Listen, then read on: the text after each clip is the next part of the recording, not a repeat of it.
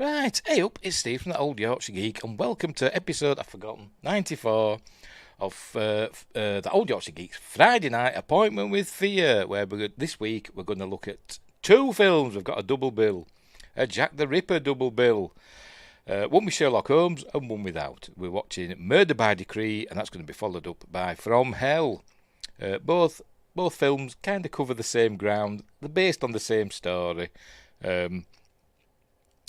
It's the elites that are behind everything, but done in different ways, and we'll get into that. So, but anyway, before we start, don't forget, like and subscribe, share the videos, drop a comment, hit the notification bell. If you're watching live, join us in the live chat. If you've been a subscriber for more than 4 weeks, you've just got to weed out the loonies that pop on. Right, we're live on YouTube. Yes, we are. We should be live on Rumble. Yes, we are. And we're live on Twitch as well, which is cool. I'm also on Facebook, X, and Instagram. Links are in the description for all that. I've also got a Patreon page that you can join. Links in the description for that as well. And I've also got a shop, a merch store, whatever you want to call it. Links in the description, as well as you can go to the store tab on YouTube, where you can get stuff like this. Well, like this T-shirt. Now, that Old Yorkshire get Friday night appointment for your T-shirt. I've got beanies, a beanie hat with my stupid face on. The good old. Let's go through all this. We'll go through good old. Where are we? Bloody hell, Lara T-shirt for me gaming. Shove that over there, and the classic. Where are we? The classic bloody game design. And what else? I've got another one here, look. And just a regular TOYG T-shirt. And there's other stuff as well. You can get other things as well. I'll show them over there for now.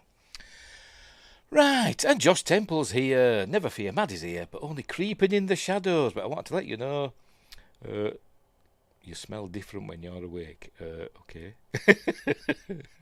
That's kind of creepy. Stick to the shadows, mate. Do you really smell different when you're awake? Oh, do you mean... Oh, whatever. Very interesting.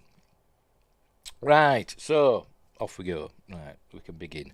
We're starting off with Murder by Decree, which is a film from 1979, starring Christopher Plummer, James Mason, David Hemmings, Anthony Quayle, John Gielgud, Frank Finlay, Donald Sutherland, Genevieve Bujold, Susan Clark, and a cast of a million gazillion. Did I say directed by Bob Clark, who brought us Black Christmas and Porky's and that Christmas one, A Christmas Story. Had a budget of $5 million. It was filmed, classed as a Canadian film, I think, but does it say? No, it doesn't actually say. But it was filmed in the UK, on location in London, and at Shepperton Studios. Based on, I've forgotten, Jack the Ripper, The Final Solution. That's what it's based on. Which is also what the next film, From Hell, is also based on. So that's where they've got their basic storyline from. But in this one, they've injected Sherlock Holmes into it. So there we go. Anything else? No, we'll just get on with it. Right, as usual, I'll not just be watching these films, because we'll be here all night, plus YouTube will throw a fit. So I'm watching it in a series of stills, and I'll try and remember what I've gleaned about it. But so, right, off we go. Make myself teachy tiny. But first, I've got to get rid of that. There we go. And pop myself down there in the corner. Which one is it? Is it that one or that one? Or is it that one? Oh, that's the same, aren't they? Never mind. Oh dear. I forgot where I was now. Right, we're off. Okay, we're off. Let's begin. Is it going to come on? There we go. It's coming on. I pressed the wrong button then. Never mind. Studio Canal. I'm trying to remember what this logo was. But anyway, right, we're off. London. Looks like a model. I think that might be a model of London. There we go. Christopher Plummer. I presume James Mason popped up in there somewhere. I'm pressing the wrong button. There it is, James Mason. We've had, this is the third time we've had James Mason in the film in Friday Night Appointment with Fear now, isn't it? I think it's 3 times now. Salem's Lot, Frankenstein the True Story, and now Murder by Decree. That's a big clue, by the way, about what the film's about, isn't it? Murder by Decree. Who gives out decrees? Governments and royalty. But anyway, it's a famous theory, isn't it? It's a famous theory about Jack the Ripper. But the one that's probably not true, but you never know. There we go. David Hemmings. When I ever see David Hemmings, I'm always reminded of that Harry Enfield sketch where he does a thing called Pop It on a String, where he's got like he's portraying a 60s film star, an 60s English film star, that he just calls Michael Hemmingstamp, who was one of London's most lovable shits. But you've got to see it, we're funny. Anyway, there we go, Susan Clark. I don't think she's related to Bob Clark. I did look it up, I don't think she is. But she's Canadian, and so is Bob Clark. Donald Sutherland as Robert James Lees, who's not in this film very much and just disappears after a while. But anyway. Right, we're off. The foggy streets of London. And I'm always reminded of a Kenny Everett sketch. I'm always reminded of comedy sketches with these films. A Kenny Everett sketch that showed a scene similar to that, so in the foggy streets of London, old London town, and it just came up with the big letters, fog, in big white letters, and then the F fell off, and the narrator came on and said, "Oh, sorry about the F in fog." It was funny. Right, so anyway, we're walking through the streets of London. I think this is supposed to be the killer's eye view, I presume. Maybe not, I don't know. But anyway, there's a shot of a suspicious man with a carriage, and then immediately cut to the theatre. Does it say where it is? Is it Royal Opera House? Is it supposed to be? Maybe, don't know. Yes, it is. The Royal Opera House. Royal Opera House. There we go. Directed by Bob Clark. So, that's where we're introduced now. Here they are. Holmes and Watson is Christopher Plummer as Sherlock Holmes and James Mason as Dr. Watson. And they're really good. Christopher Plummer he's played Sherlock Holmes before, but not in films I've seen, but he's played him before. But in this one, he's kind of a gentle Sherlock Holmes. It's not like Basil Rathbone, who's all like, "Oh, Watson, the needle," and all that stuff. It's like a gentler, more compassionate Holmes. And it does actually have me... I might start blubbing later on in the film, when we meet a certain character, and Holmes's reaction to her. I'm filling up now thinking about it, but anyway. So, they're at the opera, and they're noting that they're a bit late starting, and they've got to wait for the prince to arrive, because it must be a royal command performance. And there's Tim Rose, yes, James Mason. Did I say something else? I meant James. If I said something else, I meant James Mason. But anywho, by the way, speaking of Watson, Christopher Plummer is a cousin, or second cousin, or something. He's related anyway to Nigel Bruce, probably the most famous Dr. Watson, who was the Watson opposite Basil Rathbone. But anyway, this will get us first little hint that maybe Bob Clark isn't a royalist. It's mentioned a few times in this film. Maybe he's a bit of a Republican, I don't know. Canada, as you know, is part of the Commonwealth of Nations, which used to be the British Commonwealth, which before that was the British Empire. But anyway. So, they're waiting for the Prince to arrive, and it turns out it's going to be the Prince of Wales who's arriving. So here he is, his missus. They all get to their feet. And the Prince of Wales arrives, but then some people start booing. Some ruffians up at the top that they call radicals. In From Hell, they're described as socialists, but in this, they're radicals. Anyway, so there he is, not happy that he's being booed at. This was a common thing, apparently, in Victorian England. The royals weren't universally loved. And apparently Queen Victoria wasn't universally loved either, and survived several assassination attempts. Apparently, I don't know, but that's what my brother tells me. Anyway, so there's all this going on. But anyway, by the way, is that behind? Oh, never mind. I think the chap behind could be the Prince of Wales' son, who will also feature in this film. It's a damn disgrace, says Watson, because he's all for the royals. And he starts shouting, God save his Royal Highness. And everybody else starts cheering and, drowning out the commoners up there in their scruffy clothes. And anyway, they're not wearing dicky bows, are they, up there? Well done, old fella. By the way, he keeps on that old fella, old chum, he calls him a lot in this. Old chum. It just reminds me of Adam West as Batman. Old chum.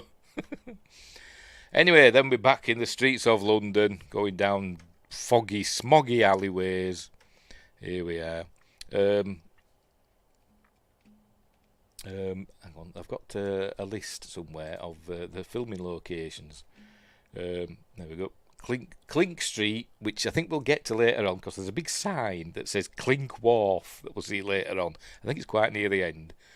But let's say film Westminster, Southwark, Tate Gallery, another Westminster, more Westminster, Greenwich, etc. But I suspect this might be at Shepperton Studios. Old Palace Lane. Lee's Tracks the Murder. That must be later on. But this kind of looks like a set, doesn't it? This might be at Shepperton Studios, but I don't know. Anywho, so there we go. We're going down this alley, and here we get a glimpse. They show this as well in From Hell. There we go. We get a glimpse of the killer with his black eyes, although you can see his pupil there. But I think it's supposed to have super dilated pupils. But it's obviously a contact lens. Through drug use, I don't know, but they show it like this also in From Hell as well. So I don't know. Is that in the book? I've not read the book, you see, that inspired this story. But anyway, so there he goes, looking down an alley. So he's getting this poor unfortunate woman. I think this is supposed to be, I forgot her name, Annie Nicol. No, it's not Annie, is it? I was proud of me. Before I started doing this, I was thinking, I can name all of Jack the Ripper's victims. And I'm going to bloody... Well, Polly Nichols, there we go. Polly Nichols, Annie Chapman, Elizabeth Stride, Catherine Eddowes and Mary Kelly. We're going to meet all of those, and I think this might be Polly Nichols, methinks. I don't think he strangled them, though, did he? I think he just cut the throats and then did his other stuff. But anywho, so there he goes. So he's taking his first victim. So they're coming out the opera now, and there's a chap saying, read all about it, and handing out little flyers, newspaper things. They're giving him a penny or something for him. And taking that, there's been a horrific murder in Whitechapel. Anyway, so off they go. Is this? I don't know. What's he on about here now? Oh, are we well into the murders now? Baker Street, 221B. But then he says something here, doesn't he? Do you think we should hire a close carriage from now? Anyway, what does he say? Just bear with me. Yeah, we're three. So that wasn't the first one. So we've already had three. So this one will have been Elizabeth Stride, probably. I think she was the third one. Anyway, well, Holmes isn't on the case yet, so off he goes.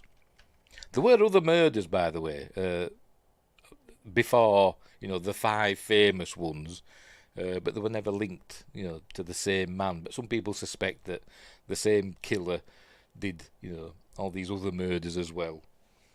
But I don't know. I'm not a Jack the Ripper expert, so I don't know. Anywho, right, so notice that, there's people lurking around, so they go in. There they are, look, men lurking. But they come in. It turns out they are, they're from Whitechapel and they want Holmes to take on the case because it's affecting their businesses. There go Mr. Makins, Mr. Lanier and Mr. Cow. It turns out these are radicals. They're not just businessmen, they're radicals as well. Or at least some of them are. But but they're pleading their case, that they want Sherlock Holmes to deal with it because the police aren't doing much about it. And they're saying if it had been up the West End and been a rich lady that had been murdered, the police would be all over it. But now, because it's in Whitechapel, the poor part of London, with just unfortunate women being targeted, the police don't want to know. Anyway, and he seems unbothered by it. He's not dismissing them, but he seems disinterested. But anyway. So he suggests, I will think about it, gentlemen. Dr. Watson, see these gentlemen out and all that. And leave an address with Dr. Watson where I can contact you with. So there we go. And Watson thinks he was being rude, but said no, he's just having a think about it. Right. So back to the another lady's going to cop for it by the looks. There we go. God bless you. This will be Catherine Eddowes. I don't know. But off she goes. And I think we're going to find her body soon. There's Holmes playing his violin. Watson's trying to read. Have you ever tried reading by candlelight? It's not easy. They don't throw out that much light, do they? Anyway, he's given up. He's got to listen to Holmes playing his violin. Anyway, alright, yes. So this chap's getting out of the carriage and carrying off the body of whoever it's supposed to be. I can't remember. Is it Catherine Eddowes? This will be the fourth one, won't it? Anyway, so Holmes comes and wakes up Watson. Says the game's afoot. It actually just said that, I think, here in a minute. There we go. There's a cab waiting. The game's afoot. No time to lose. So got to get ready. So here we go. They found the body. The police are there. Police photographer. And a crowd's gathered round. This is David Hemmings as Inspector. Oh, I forgot already. I bloody forgot already. I'm hopeless. Foxborough, that's it. Inspector Foxborough, who I think is a fictional character. No Inspector Aberline in this, by the way. Frederick Aberline, famously being the real life police inspector that investigated the Jack the Ripper case and the Wolfman case, which we did a while back. But Inspector Fox was here. I think he might be a fictional character. I'm not entirely certain. I imagine he is. I've not heard of him before. And this is Frank Finlay here as Inspector Lestrade. I nearly said Aberline then. He's playing Inspector Lestrade. And he's played Inspector Lestrade before in something else, but don't ask me what. I've forgotten. A Study in Terror? I don't know. Could be wrong. I've not seen that. I'm going to have to look it up. Anyway, so they're there. Holmes and Watson are there, look. So they're going to have a look around, and Dr. Watson having a look at the body. Must you dwell on this beastly matter? I wish I could do an impression of James Mason. He's got a great voice. Anyway, there you go. He finds a clue. There's Holmes, what do they call it? A twig, a grape twig. What do they call them? A sprig that grapes were on. Finds that, which also features in From Hell, which we'll get to later. But anyway, here comes Anthony Quayle as Sir Charles Warren as the head of Scotland Yard. So he comes in. He's all gruff and blustering. He's kind of a bad guy. He's, what are Holmes doing here? Bloody amateurs and all that. Get them out of here, etc. There you go. But then Holmes sees this lady watching from the shadows, and she rushes away, so he goes and follows her. And it turns out that's going to be Mary Kelly, played by Susan Clark, who was in Porky's as Cherry Forever. If you know, you know. Why they talk about Charles Warren here? It's these riots in Trafalgar Square last year, 1887. By the way, it's set in 1888. In 1887, there were the Bloody Sunday riots in Trafalgar Square, where a lot of people got hurt. I think some people got killed. I'm not sure. I've tried looking it up, but like Irish Republicans, you know, protesting and stuff like that, and heavy-handed response by the government. But anyway, which were repeated again, wasn't it, like nearly 100 years later? But never mind. Not never mind, but you know, probably more deadly. Anyway, that's by the by. But anyway, right. So they're on the case now. They're on the Ripper case. Here's a policeman. There you go. He's found this on a wall. The Jews are not spelt wrong, obviously. Not what does he say? I bloody forgot what it says. No, the men that will be blamed for nothing. Which is a real thing that were found in the Jack the Ripper case. And some people think it's written by a learned man deliberately misspelling things or putting deliberately bad grammar, but the word Jews doesn't mean, you know, Jewish people. It means something else. You know, it's not deliberately misspelt or accidentally misspelt. It means something else. Anyway, which is explained in the film, and we'll get there. Warren tells them to you know, rub out the words, because if people see that, they'll have a riot, and you know, Jewish people will cop for it. Anyway, there was a model of the Houses of Parliament. Holmes is pondering. It must be into pyramid power, because he's got a pyramid there for some reason. Watson's reading the paper.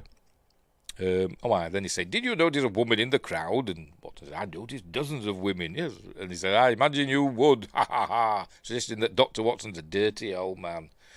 But anyway, meanwhile, Dr. Watson's chasing a pea around his plate, the last pea. He says, "What are you doing?" And he says, "I'm trying to corner my last pea." There he is. Look. Looks like they've had pork chops by the looks of it, or lamb chops. Looks like pork though, doesn't it?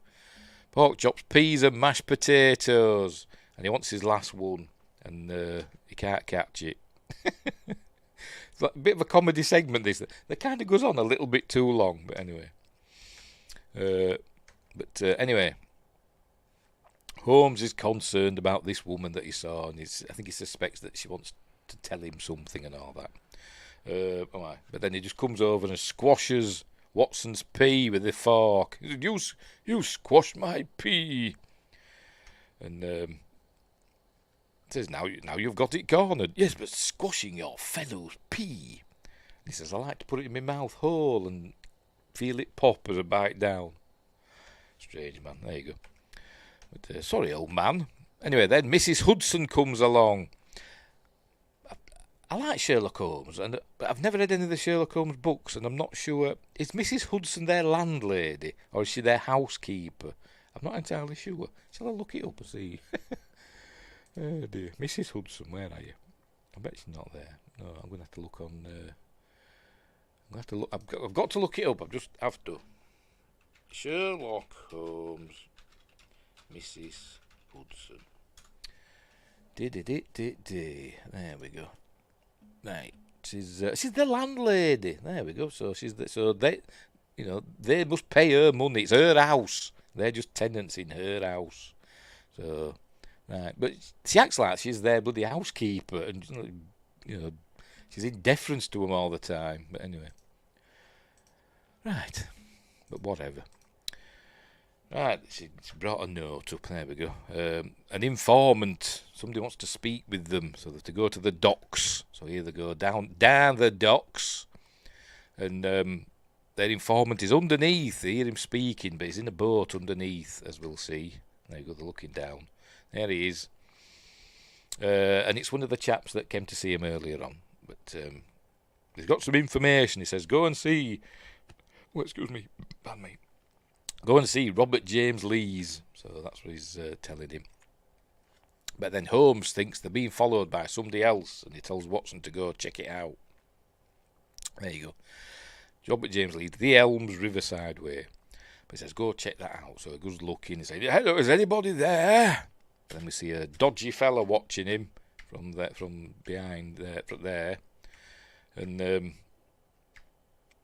I think has he got a knife? There we go. He's got a knife or a sword or something. I think it's a sword, isn't it?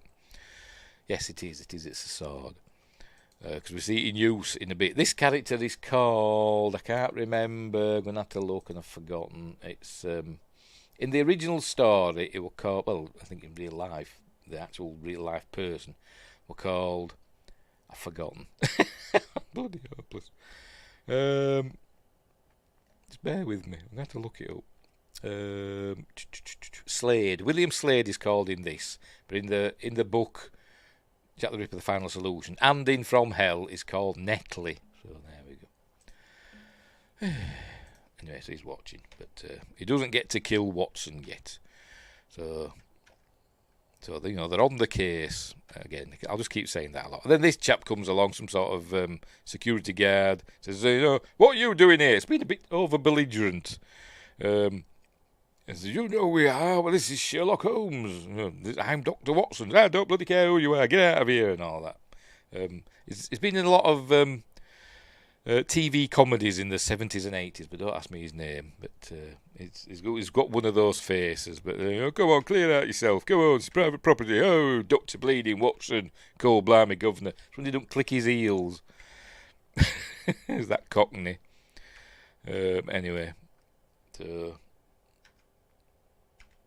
this fellow with the sword is going to come out now, and there's is it Making or whatever? One of the fellas that went to see Holmes earlier on. He's getting out of his boat, but then he's going to come a cropper now, and he's going to get stabbed. There we go. Hang on. There we go. He's going to get stabbed. Look, run through with a sword. Then he falls into the river, into the filthy River Thames.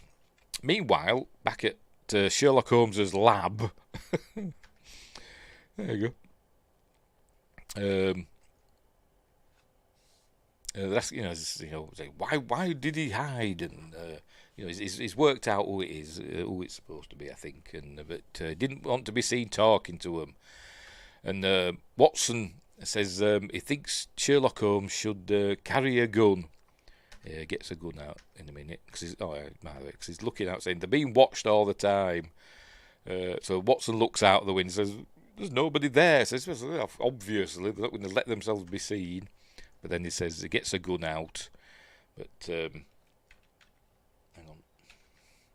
But Holmes says he doesn't want to use the gun because he's got a big bolly thing in his scarf. So he uses that. Uses it to smash things up in his lab. So that's what he's using to protect himself, which comes back into use later in the film. Don't worry. And Wingrace is here. I'm here, Bitty Woodwaloo. Is Hebrew. I'm here, by the way. Cool. Thank you for joining us. You've not missed anything. But anyway, I wanted to talk about thuggies. There we go. An ancient Indian device. Oh yes, the thuggies. There we go. Where are we? There we go. Which we see in Indiana Jones and the Temple of Doom, though. Right, so back on the foggy streets of London. They're looking for what they're looking for.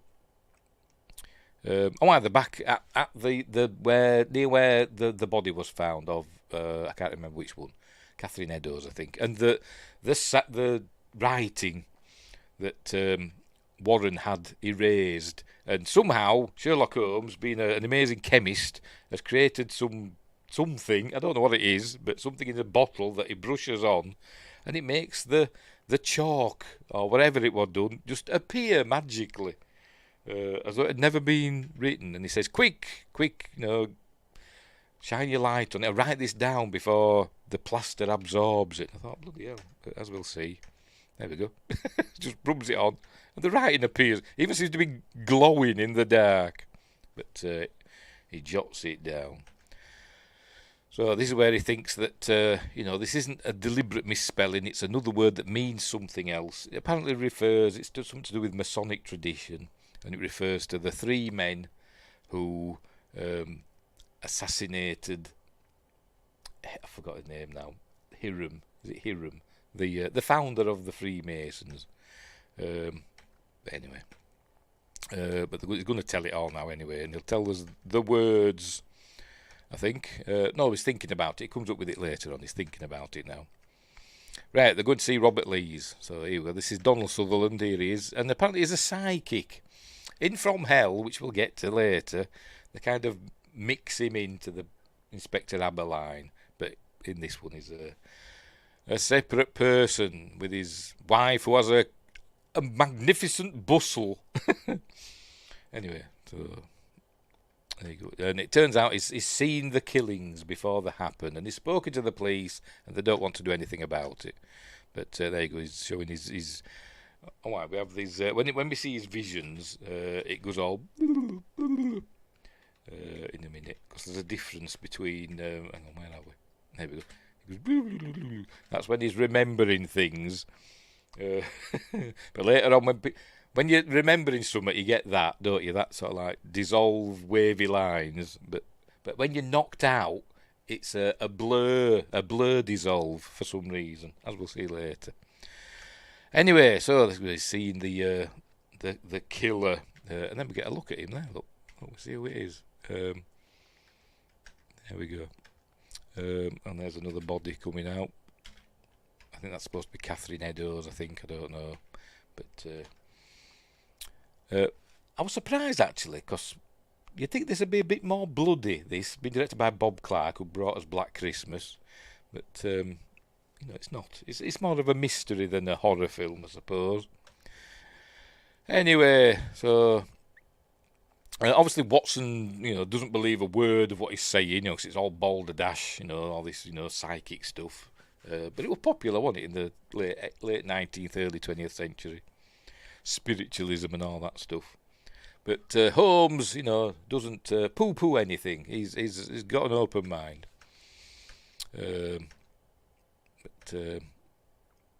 Owens then is telling him that he saw him again, saw the killer again, but it's not in a vision, in real life, as they were going down a London street with a matte painting in the back of St Paul's Cathedral. They were riding the omnibus. Here they are, they're on the omnibus, and he sees the killer come down the stairs.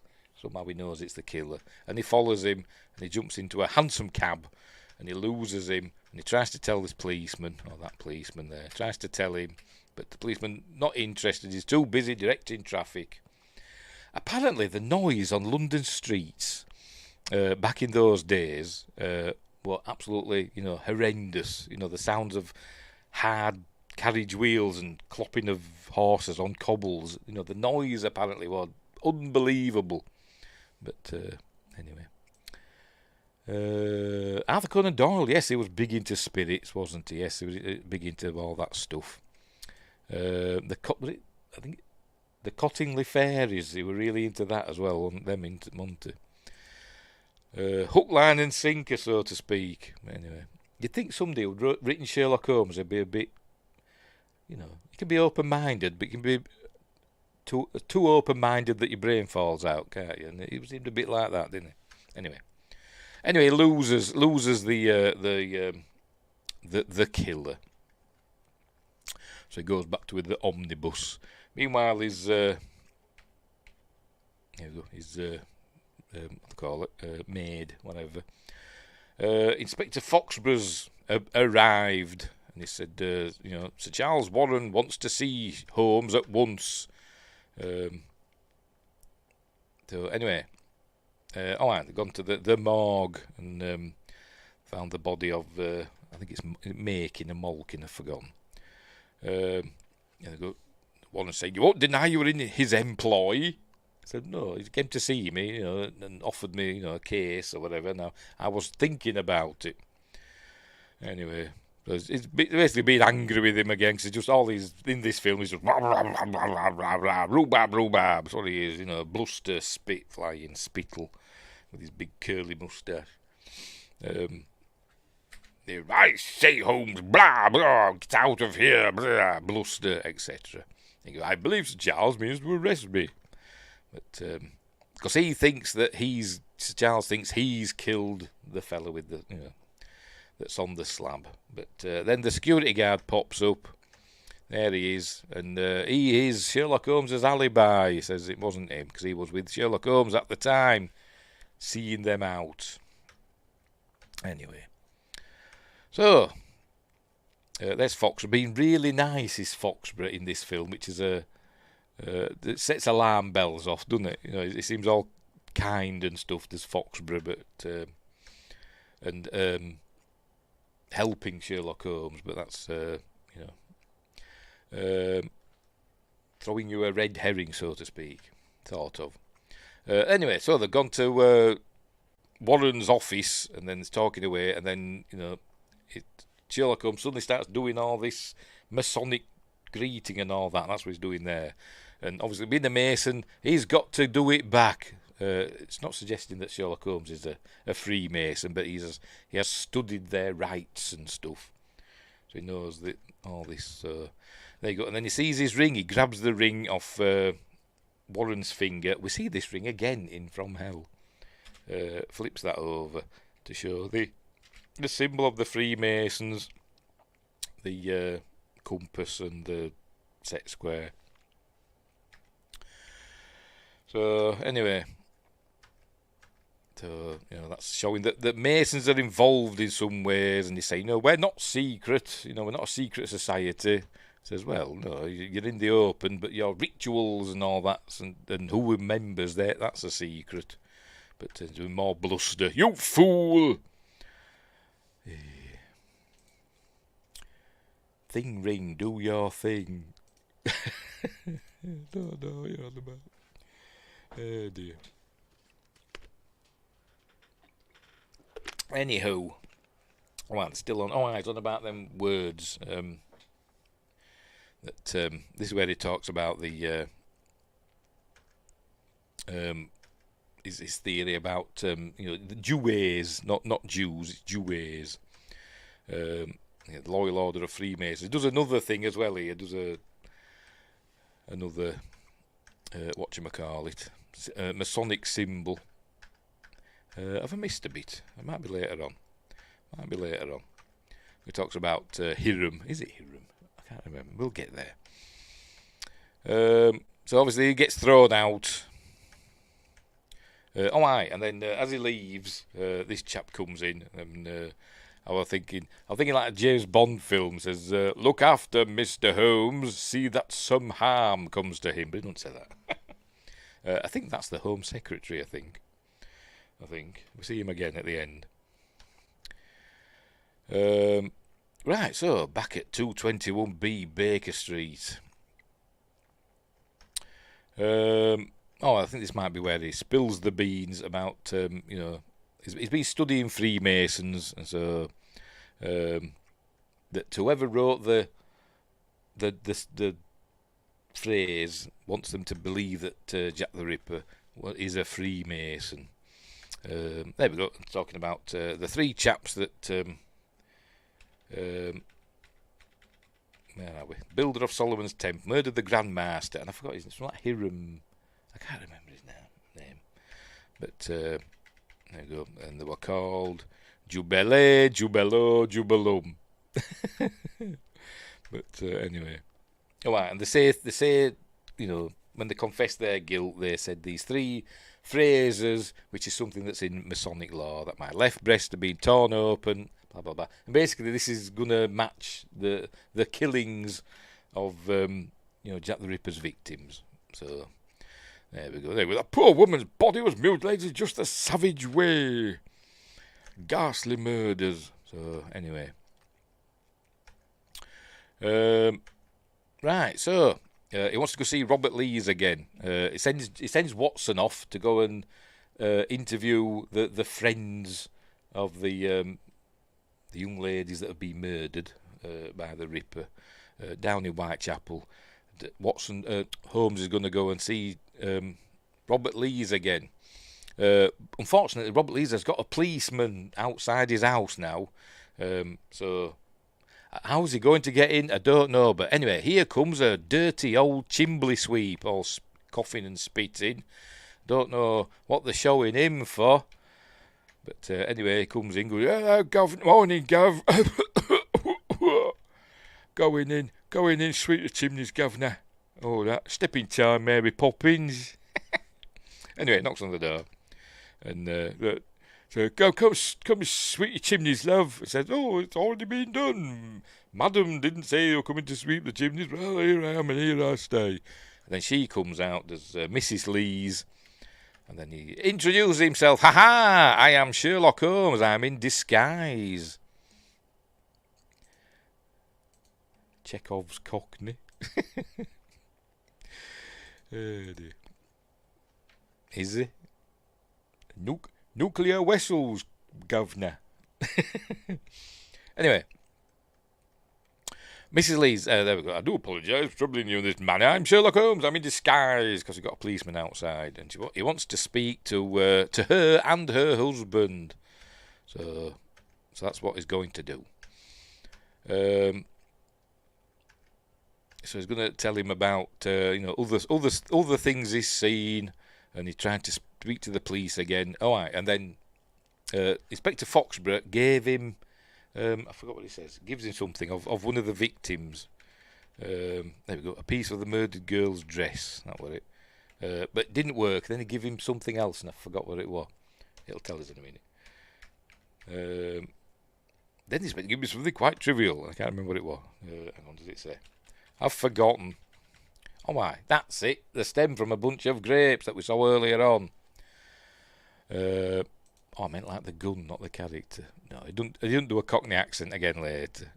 But it did remind me of when he were in disguise in Hound of the Baskervilles. He were in disguise in that one too.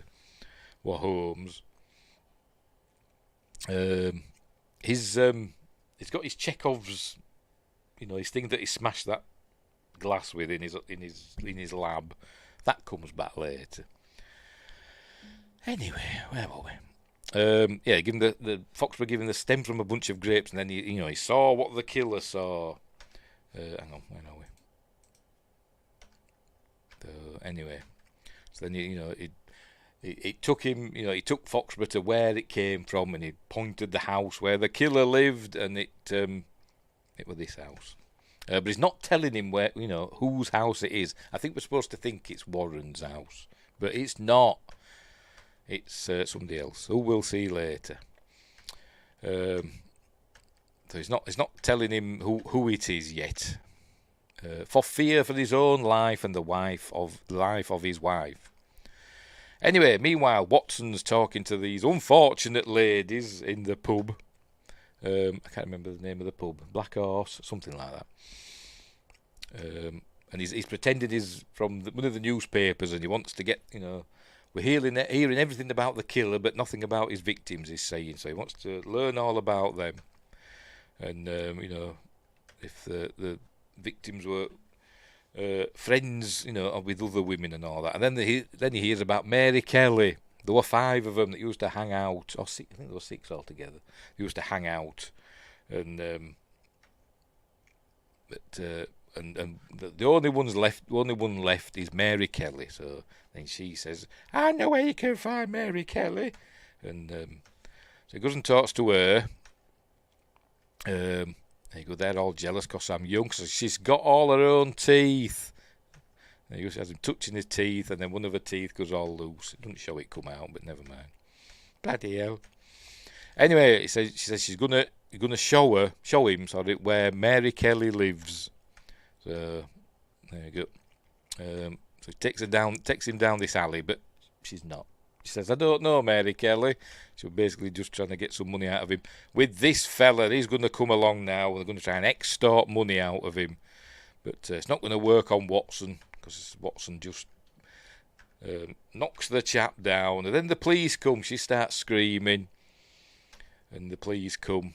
And Watson gets himself arrested. In fact, everybody does. They all get arrested and taken in. And Holmes is in his lab, beavering away, looking at the grape stem under his microscope. And then he gets a message that Watson's got, is in jail, so he's come to bail him out or whatever. It looks like it's actually filmed in a jail. I don't know where. Let's have a look, see if it's in the list. See if it's in the list. Doesn't say. Not that I've noticed. No, it doesn't say. It looks like a real jail though, doesn't it? Oh, it might be that. Oh no, it isn't. Pardon me. It could be. There's a Oakley Court. I don't know. Could it be the cells beneath the court house? I don't know. It doesn't say in the filming locations on IMDb. The Royal Opera House scene was filmed at Burlington House. Well, the exterior was anyway. No, it doesn't say where this part was filmed. Never mind. Anyway, so they're all having a good old laugh about what's happened to Watson, and as Lestrade and Holmes look, he's all smirking, and make sure he don't get up to any more mischief. And he's saying, "Come on, Watson, ha ha ha! It's all jolly funny." Anyway, so Watson's got his chalkboard up now with all the clues on it. They've got to find Mary Kelly, who was a friend of Polly Nichols, and there goes all the other victims. They've got Annie Chapman and Catherine Eddowes. I thought it was this K, but never mind. And what was it? Polly Nichols. Who else was that? I forgot the other one. My brain stopped working again. But they all lived around Dorset Street, and they all went to the same pub. So that's what he's found out. Elizabeth Stride. There we go. Right, so anyway, they've got to find Mary Kelly.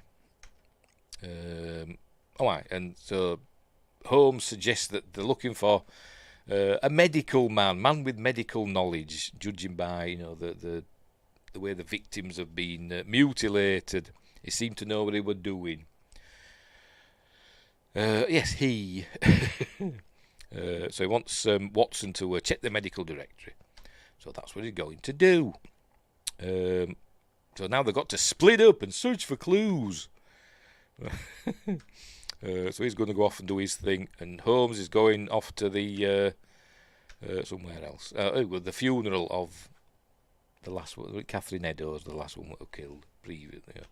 He's having a pretty snazzy funeral, I must admit. They're supposed to be destitute, these women, but anyway, never mind. Bagpipes and everything. So here he is at the funeral. And he sees Mary Kelly, and he goes running out and follows her down to Clink Wharf. This is what I said earlier on. This was filmed at, where is it, Clink Street or something. What does it say? I've seen it here. There we go, Clink Street in Southwark. Kind of reminds me, I'm sure, there was an episode of Doctor Who, is it? Remembrance of the Daleks, or another one. I can't remember which one it was. It was either Remembrance of the Daleks or an earlier one, where the Daleks were in London. And it just reminds me of this street. So it might have been the same street, I don't know. But anyway.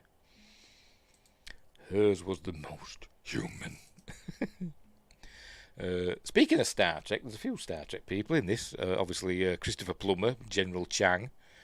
I'm going to see Genevieve Bujold in a bit. Or Genevieve. I always say Genevieve. Who were the original Captain Janeway. Anyway. So here he is at Clink Wharf. He's going to find Annie Chapman. There we go. I want to help. My name's Sherlock Holmes. And I thought, did she play the original Woman in Black from the 1980s, the TV version? And it ain't it, Susan Clark. She played Cherry Forever in in Porky's and other stuff. Everyone should have bagpipes at their funeral. Indeed. I won't, because I'm not going to have a funeral. I've gone for one of those, just burn me body and send me ashes to the family. Anyway, so she goes running off. She doesn't trust anybody. Can't trust no one, but he's trying to help her.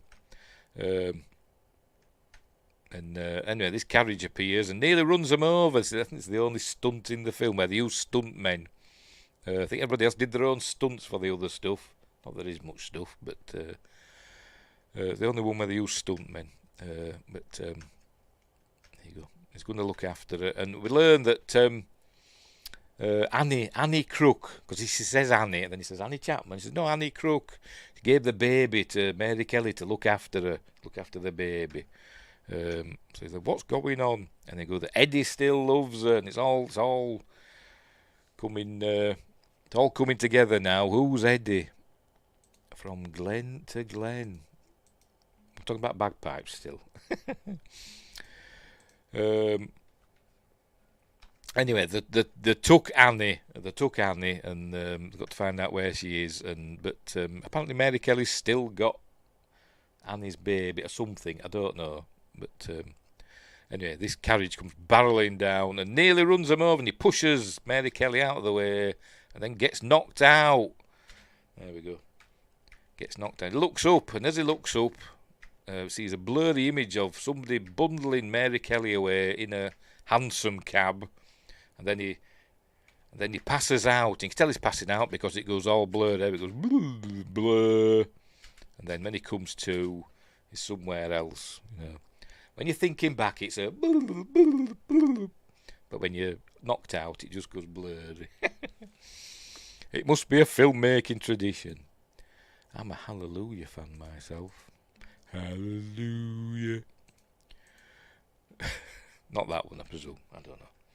Anyway, he's back. I think he's back at Baker Street now. There's Inspector Foxborough being all nice. But anyway, it comes to, and he says he can't remember what's happened. There was a woman. Oh, it's all, it's all vague. And Watson says, you might have a concussion, old chap. So he got to rest. And then he says, I saw the cab and I saw you. So was it him we saw bundle Mary Kelly into the hansom cab? But anyway, so it says they've got to find Annie Crooks or something like that. I think it says that here somewhere.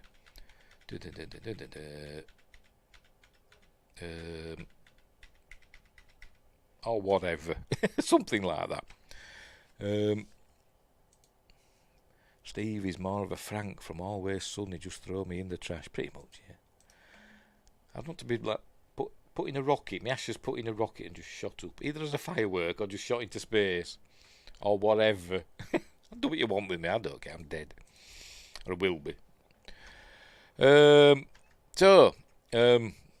Alright, they've got to, he sends him off looking for somebody, and but he's got his suspicions, he's got his suspicions about Foxborough.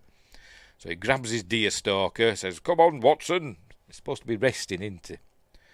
But there you go. They've got to go to St Christopher's Hospital looking for a woman named Annie Crooks, where we're going to meet Genevieve Bujold.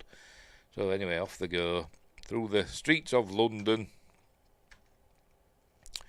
Anyway, so here we go. We learn that she's not there. She's been moved somewhere else. They're a bit more brutal with her in From Hell, as we'll see. But in this one, they've just moved her into basically an asylum. This is a hospital that they're at now. But they've moved her into an asylum, which isn't a nice place. So off they go. So she's still there. So they've got to... here we go. Up near Reading. So that's why they're on the train. So they're going to Reading, which is about, I don't know, it's not that far from London. But they're taking the train anyway. What's that? She had a dreadful accident. Is that what she's saying? What's he saying? All right. Somebody tried to run her over by the looks of it, but anyway, it's sent her a bit round the bend. Watson notices that they're not being followed anymore. So anyway, right. So here they are, being taken to see Annie Crooks in the bowels of this asylum. There go with all the unfortunate people there. And here she is, Genevieve Bujold. The original Captain Janeway. What's she called, Jane? I think she's called Jane, but I think her first name was different, wasn't it? I think. I can't remember. Wingrace will know. She quit after like 3 days or something like that. She couldn't handle the dialogue, the Trek dialogue. Anyway.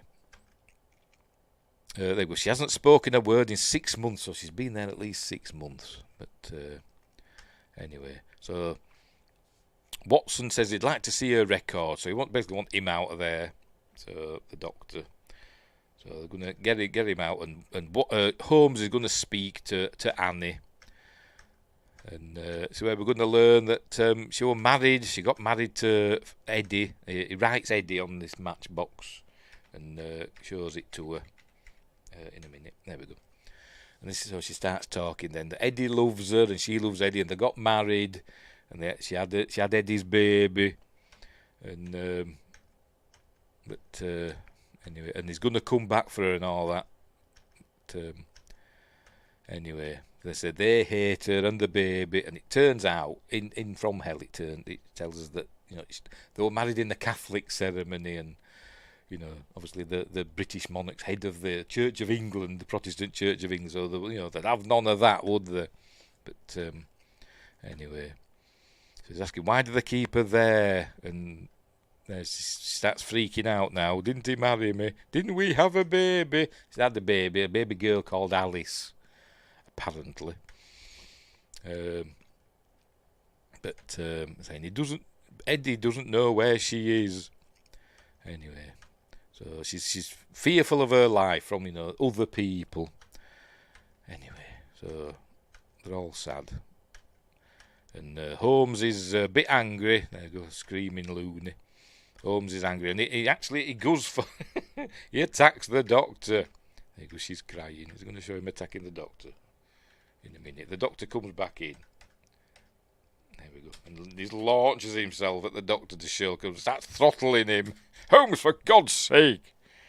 And this is the bit that set me off as I was watching it earlier on, when she was crying, and Holmes is crying because he wants to help her, but he can't. I'm starting to go already. And he wants to get her out of that hellish place because there's nothing wrong with her, but they can't do anything. They can't do anything about it. And the doctor says she's there of her own free will and all that. There's nothing they can do. So he's all upset. And there you go. They think she's insane, but she ain't. She just wants to protect her child, wherever the child is. It tells you in From Hell. But anyway. So they've got to head back for London and try and solve the Ripper case. Anyway. Right. So, here we go. They've got every man walking the streets.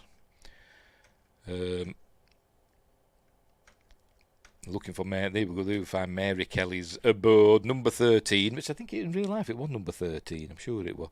Is it Miller's Court or something like that? I think that was the address.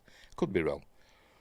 I'm not a Jack the Ripper expert, but obviously it's interesting, if gruesome. Anyway, we're looking, and we see her in there being attacked by the Ripper. They don't really dwell on it. It's not, as I said, it's not gory, but you get the suggestion that he's basically killing her, cutting her open while she's still alive because she's moaning and going ah while he does his work. There you go, as he's basically disemboweling her. So they're all looking for. Don't they know where she lives? I don't. They mustn't do. Couldn't they have asked around? Where does Mary Kelly live? But anyway, they're just wandering about. Yes, I'm aware that we're being followed. And he takes the gun, does Holmes, and he ducks down there. And we see it's Foxborough, and it turns out Foxborough's not the nice guy. He's been following them and covering the tracks of the Ripper and all that stuff. Josh Depp wants to be cremated. I want to be cremated myself, and ashes poured at my clean castle. It's called Castle Culzean in Scotland. I've heard of that, but I don't know whereabouts in Scotland it is. But I've heard of it. I think I pronounced it properly, Culzean. Don't think you pronounced the Z. Anyway, yes, that's it. I've just remembered now. Is not working. He wants to stop the murders, the Ripper and all that stuff, and he suspects that it's a member of the aristocracy. That's it, because he's one of the radicals. Is Foxborough, but Holmes says, you're just as mad as they are. You don't care about these unfortunate women.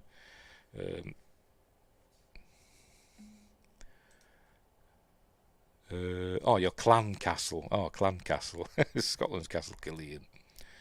I hope it's also clean. Yes, I'm sure it is. It's lovely Scotland. I've been once. It's very nice. And it wasn't raining. That's a Billy Connolly joke, by the way. Oh, I went to Scotland once, it was raining. 'Cause it was fucking raining! Anyway. Where were we? We learned that Foxborough, he don't care about the women that are being killed. He's got his political ends. That's all he's bothered about. He wants to get rid of the monarchy and all that stuff. He's obviously a Republican. Again, that's why I'm thinking, is Bob Clark a Republican? Don't know. Anyway, so he goes wandering off. The separate again.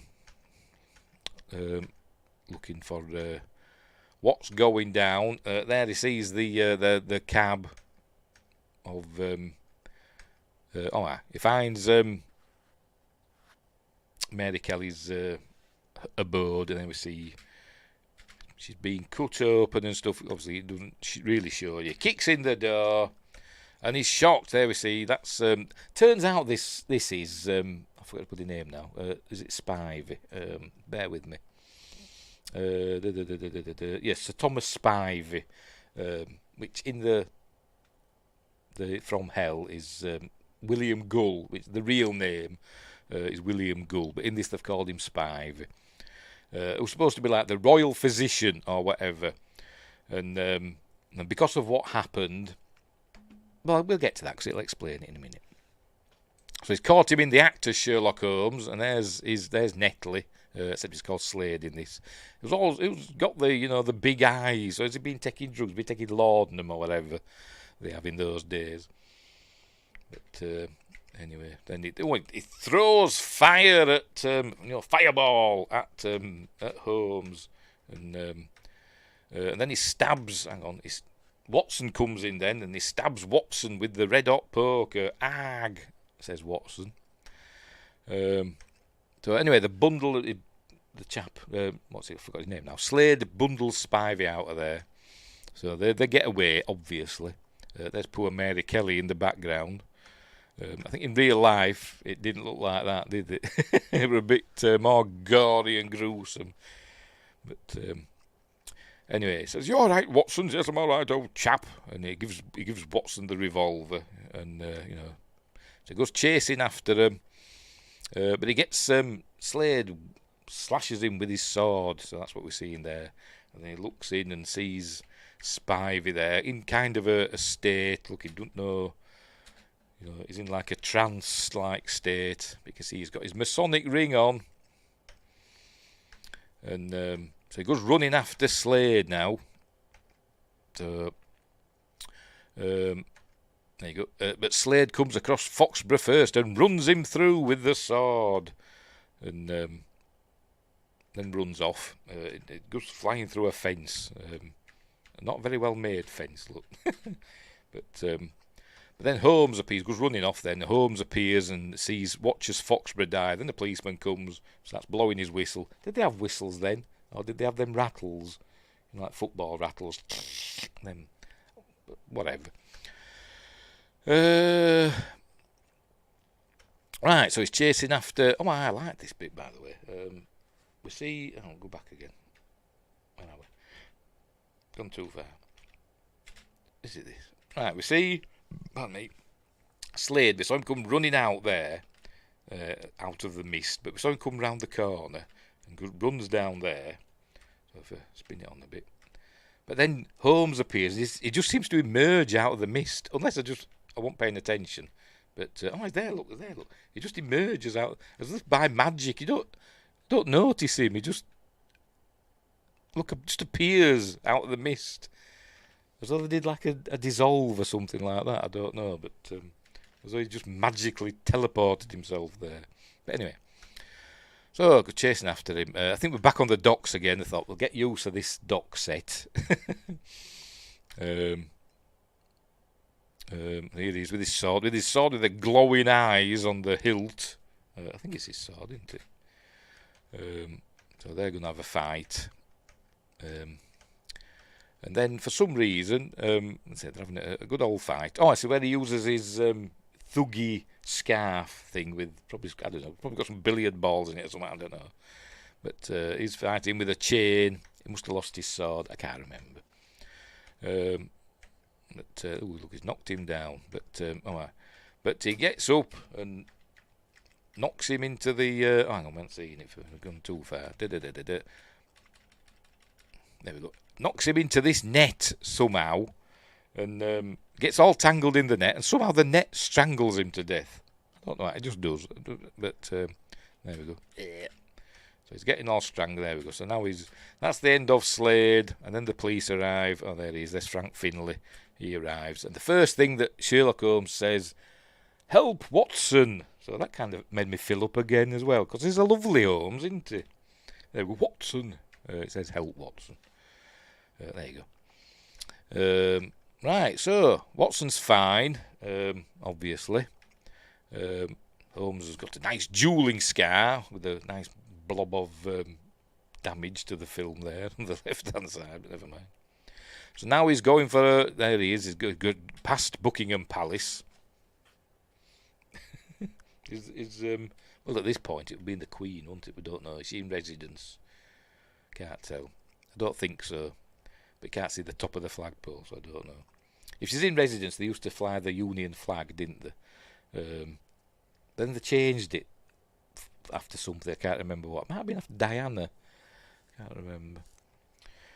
Anyway. If the Union flag's flying all the time, but if the Queen's in residence at the time, the King now, is it the show the Royal Ensign flag? I don't know. Whatever. Anyway, so here he is. He's going somewhere in London, obviously. Here he is. It's some Masonic temple, you can tell, because there you go, 'cause it says there on the floor that's the G for the Masonic thing, and the checkerboard pattern. This probably is actually a Masonic temple that they just filmed it in, probably, I imagine. Or it could be a set, I don't know. So here he is, there we go, Sir John Gielgud as the Prime Minister, Lord Salisbury, who was the Prime Minister in 1888. You see, he's got his Freemasonic ring on. And also we see, there we go, we've got Warren there and the Home Secretary. I can't remember who that is. Does it say? I've seen it somewhere and I don't know where I've seen it. I've got it in my notes. I do have notes actually. I kept forgetting to look at them, didn't I?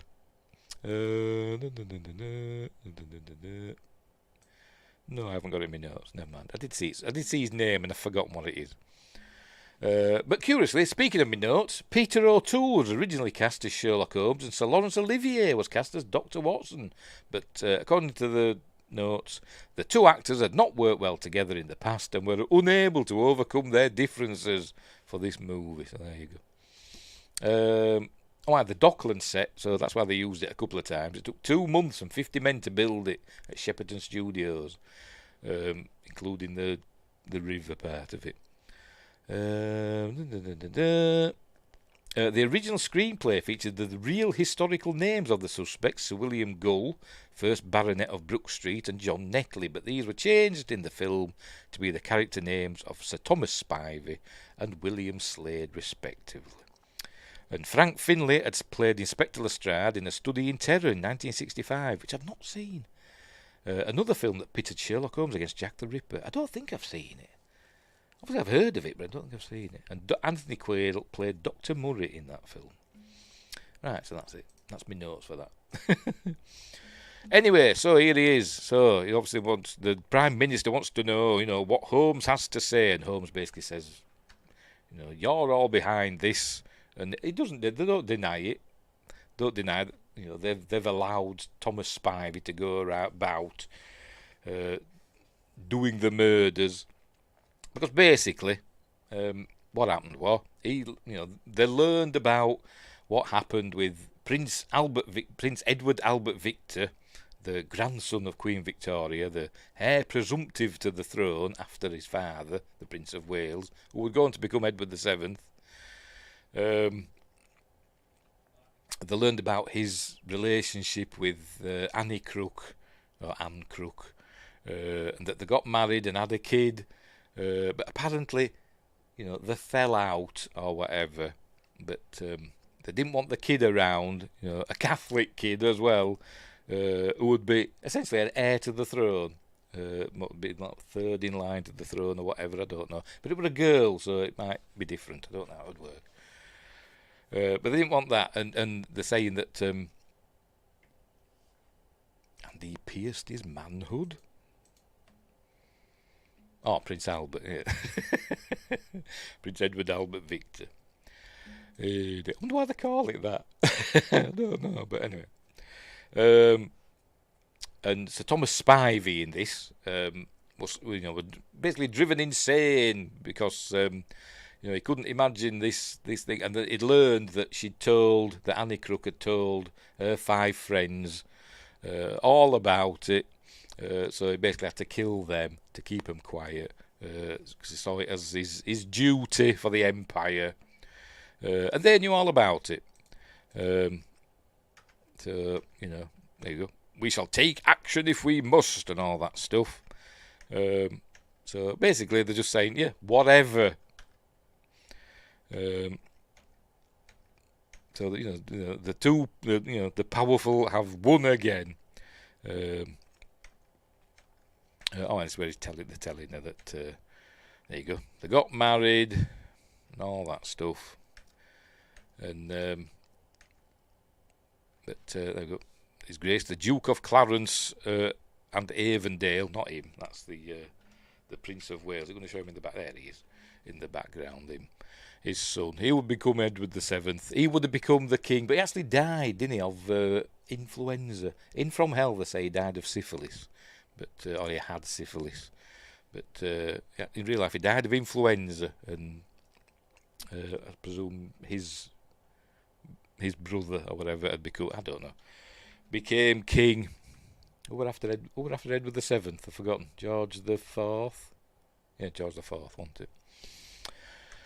Anywho, known as Eddie. So there we go. So he's telling them all about it, and they're saying, yeah, well, yeah, okay. So, Slade and Spivey went about doing what they did, think they had the highest sanction of the land, murder by decree, and locked her away to keep her quiet. And but where's the child? Don't know. I don't think it tells us in this where the child is. Where to find the child? Don't know. I don't know if it says in the book what happened to the child. In From Hell, it's got a different ending. But anyway, so he's laying out his accusations, and they're basically saying, where's your proof? You can't prove it. Nothing you can do about it. You're all Freemasons. You're all complicit. Don't presume to judge us, Holmes. I like Anthony Quayle.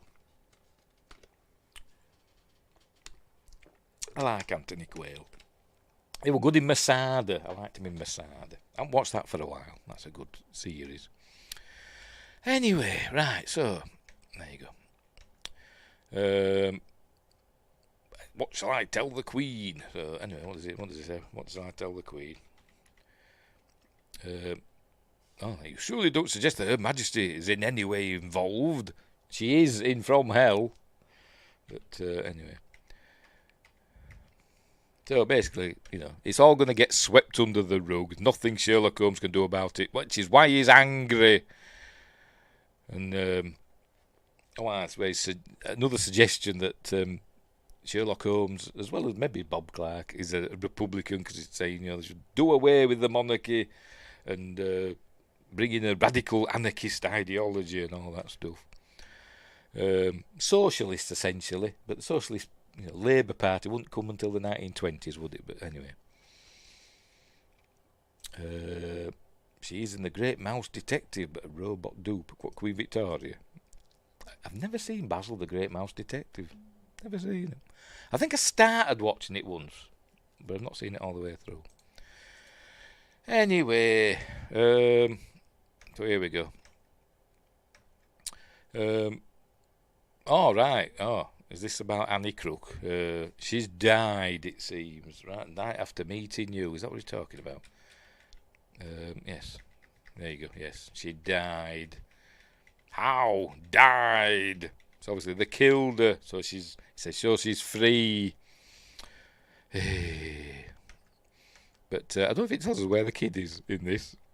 But talking about they've got their deaths, the deaths on their conscience and all that stuff. Then he's back at Baker Street, pondering about all this stuff.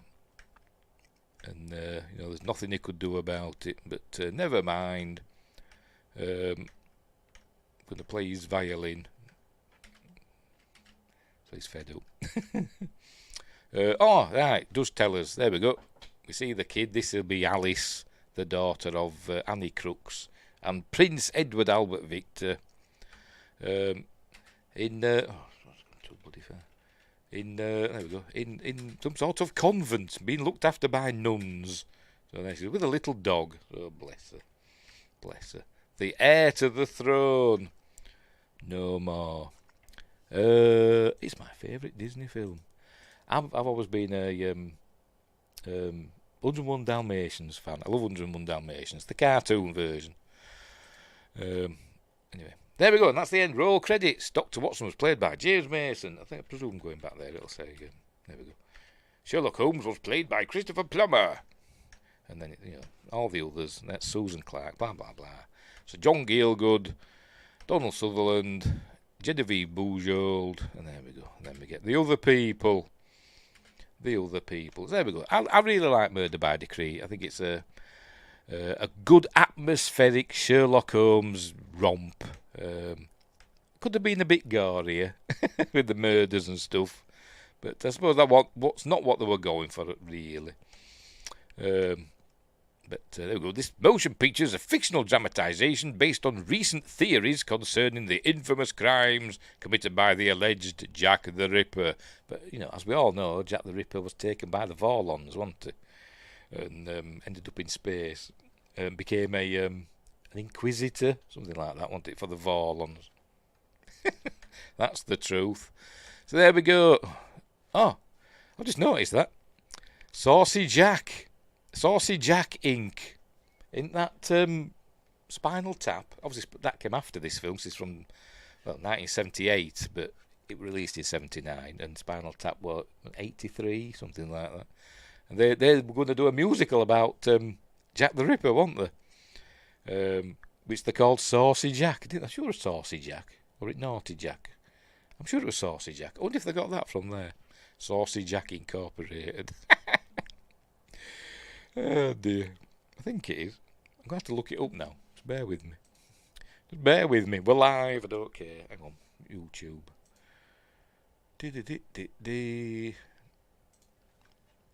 Spinal Tap. Saucy Jack. See if it finds it.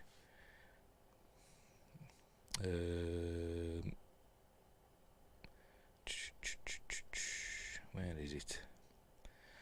No, there's a song. There's a Spinal Tap song called Saucy Jack.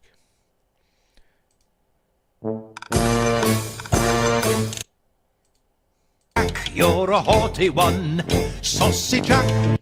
You're a haughty one, Saucy Jack. Yeah, so it was Saucy Jack. There we go. He also framed Scotty. Yes, he did, because it was Red Jack, wasn't it, in the original series. Not Saucy Jack. You're a naughty one, Saucy Jack. Anywho, so there we go. So that's the end of Murder by Decree. So we're going to move on now to From Hell. Dun dun dun. If I can find the bloody thing. Right, so From Hell. Hang on, I'll make myself big again for a minute. Right, From Hell. Starring Johnny Depp, as we all know. Directed by the Hughes brothers. I forgot their names. Albert and something or other. I've forgotten. Does it say? I can't remember the names. I think one's called Albert and the other's called something else. I've forgotten. Alan and Albert Hughes. Something like that. Does it say here? Looking at the wrong thing. I don't know. Whatever.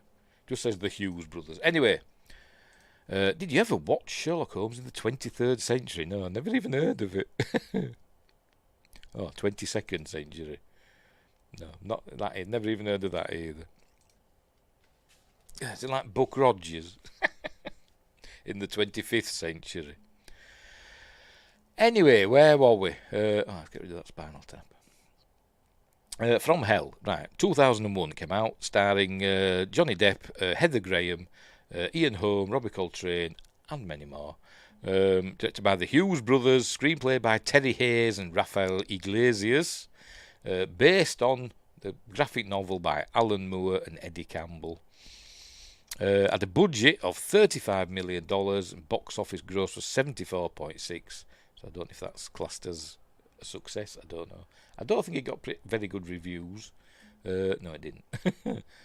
Visually impressive, but pretty dull. Other reviews, and I like Murder by Decree better than this. I do like this film. It's fine, but I do prefer Murder by Decree. But it's essentially the same story, but some characters are different. And instead of having Robert James Lees being a psychic, they've got Inspector Aberline basically kind of being psychic, but by using absinthe and laudanum and stuff like that, and opium, and going into opium dens and stuff. Anyway, Sherlock Holmes, he was accidentally cryogenically frozen when he went over the falls. Oh, that the Riken. No, I forgot what they call them now. Where he and Moriarty, both plunged to their death, didn't they? I can't remember. Right, it's not Reichenbach, is it? Something like that. Anyway, I was reawakened in the 22nd century and given an android Watson. Oh dear. Was it a series? Was it a series or a film? Sounds like a series. Anyway. Anywho, back to From Hell. It's also got Jason Fleming in it. I like Jason Fleming and Ian Richardson. A great score, by the way. The music for this film is really good, by Trevor Jones. And there we go. So, right. So we'll get into that one again, as usual. We'll not just be watching it. We'll be watching it in a series of stills, and we'll see how we go on. So here we go. Here comes From Hell. There it is. Off it goes. 20th Century Fox. Remember them? Hey, there we go. Drink it in. It's naught but a memory. Right. So, here we go. One day men will look back and say I gave birth to the 20th century, Jack the Ripper. And, this film's Jack the Ripper does say that at the end of the film. Ooh, ow, hang on. Ooh, ow. Sorry, my foot really itched then. From health's sake, I stab at the... Yeah. Right, so we begin. Here we see, it's supposed to be Aberline. I don't know the family of the real Inspector Aberline, the living relatives or whatever, descendants, thought about his depiction in this film. I wouldn't have been very happy. Spoilers, he dies at the end of this film. The real Inspector Aberline lived until 1929. But anyway, there he is with a whatever, a drug. I don't know. I don't know what drugs. I'm not into drugs, so I don't know.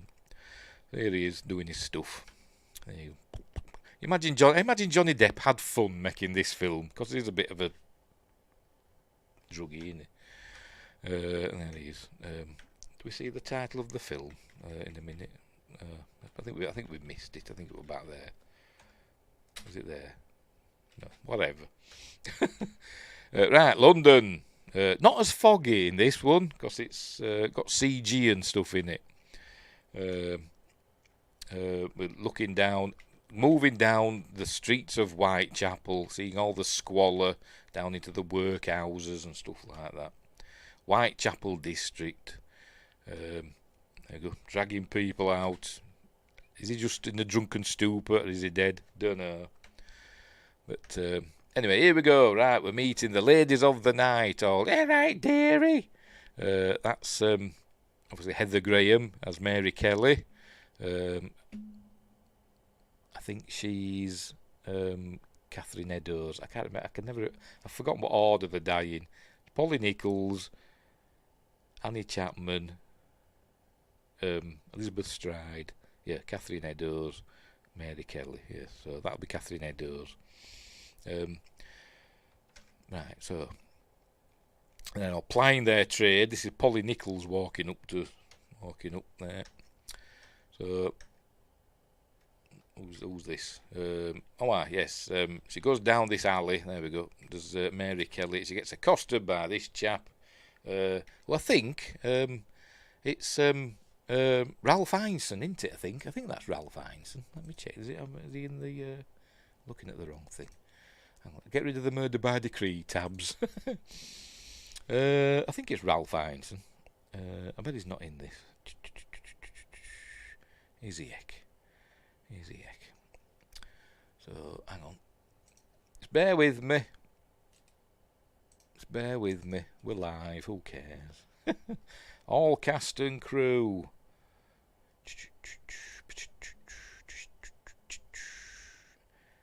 Because I think this is the only time we see him. I think. But him of the...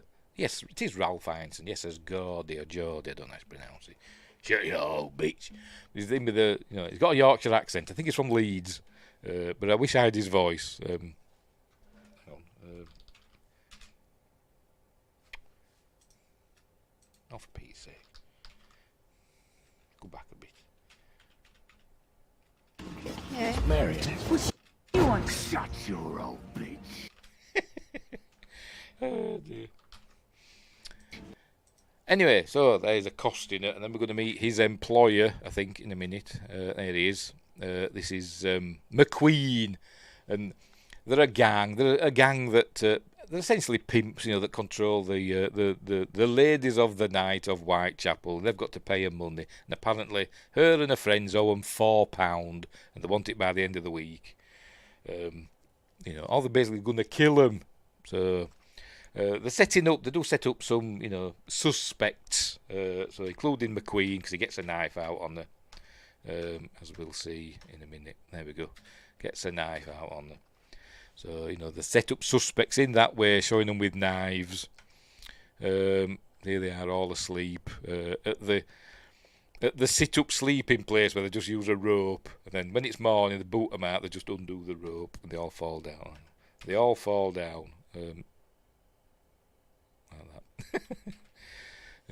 That's all they could afford. McQueen, he doesn't want it. I don't know. I don't understand that reference. I don't use this reference very often, do I, these days? Where is it? I can't find it there. I understood that reference. I don't use that reference. I don't use that video very often. That clip, because I never understand references. Because I'm an idiot. Anyway, so it's where showing that they couldn't afford to rent a room for the night. Even though we find out that Mary Kelly does have a room, but maybe she's behind on the rent or whatever.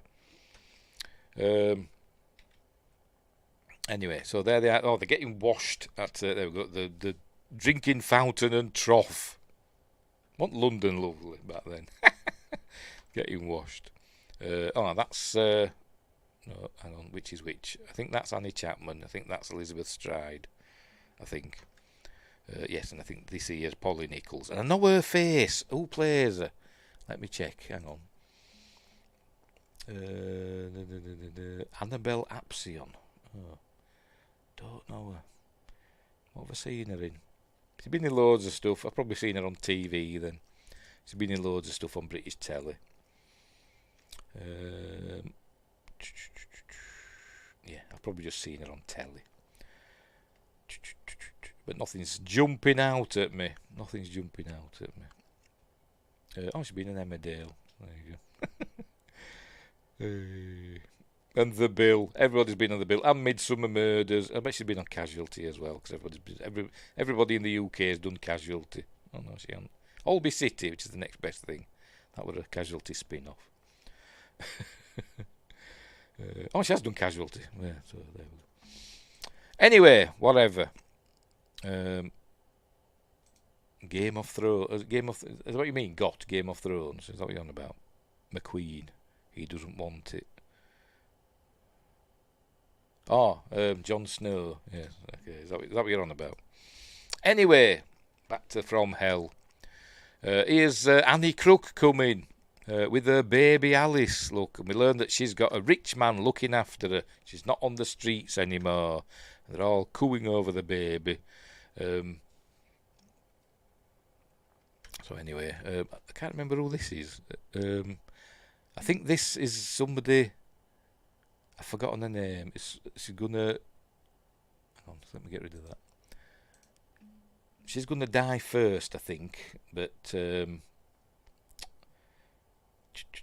bear with me. Oh, it isn't showing it, is it?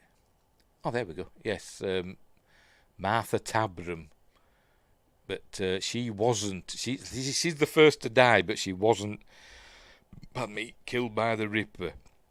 I think the McQueen gang. They call them the Nichols gang because it's Nichols Street. It's nothing to do with Polly Nichols. It's Nichols Street that they operate from. So that's her. I think she's going to be the first to go, but not by the Ripper. But they suspect, it might be. But anyway, so that's where they're talking all about. There we go. It's got a rich man looking after her, and then they said, she asks Mary and that, if they can look after the baby, because Eddie's coming to see me and basically wants to have a wicked way with her chap, and he said we can't because we can't stop working because we've got to earn money to pay £4 back to the Nichols gang, back to McQueen, and he says, well, I'll get the money. Honest. They go, I'll ask me myself. I'll get you the £4. Promise. Anyway, so they leave the baby with them lot. She does. But then we see, on Cleveland Street. There we go. Here's Jason Fleming as there he is as Netley. And this is, I don't know the actor's name, but I've seen him in stuff. His character's called Kidney, which is a proper, Dickens surname, isn't it? Terence Harvey. What have I seen him in? Don't know. Downton Abbey he's been in. Anyway, there's Benjamin Kidney from Special Branch, which is part of the police. But there we go. I'm not going to hurt you, Netley. But you see, he's got a knife as well, so they're making him a suspect as well in the film. But as you can see, he's got a... is it? It's supposed to look like a Masonic ring, isn't it, I think. But I don't think it is. Is it? It's just similar.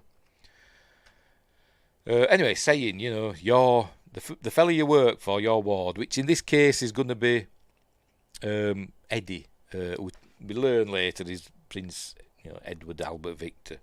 He's going to be coming down sooner than you expected because he's up there in them rooms. Having fun, there we go, with young Annie Crooks. So here we go.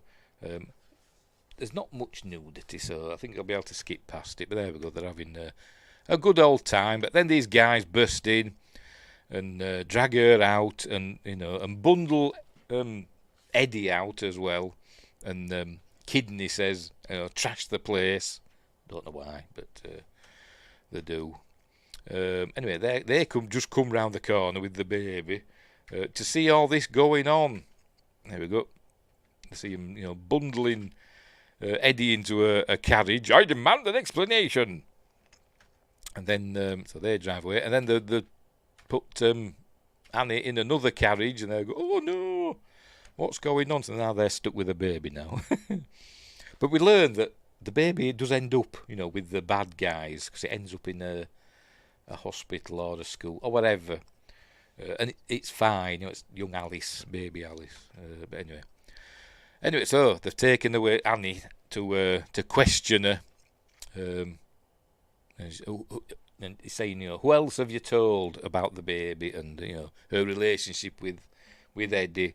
And so he's threatening her with the knife, and there we go. So obviously she's going to spill the beans. Who knows? There we go. So she's scared. So they're worrying about what to do now. Got to take the baby to Anne's parents. Right. Does she know who they are? She must do. Right, so meet you later at the 10 Bells. So it's the Black Horse, isn't it, in Murder by Decree? But this is the 10 Bells. But I think this is where I've forgotten the name already. Where is it?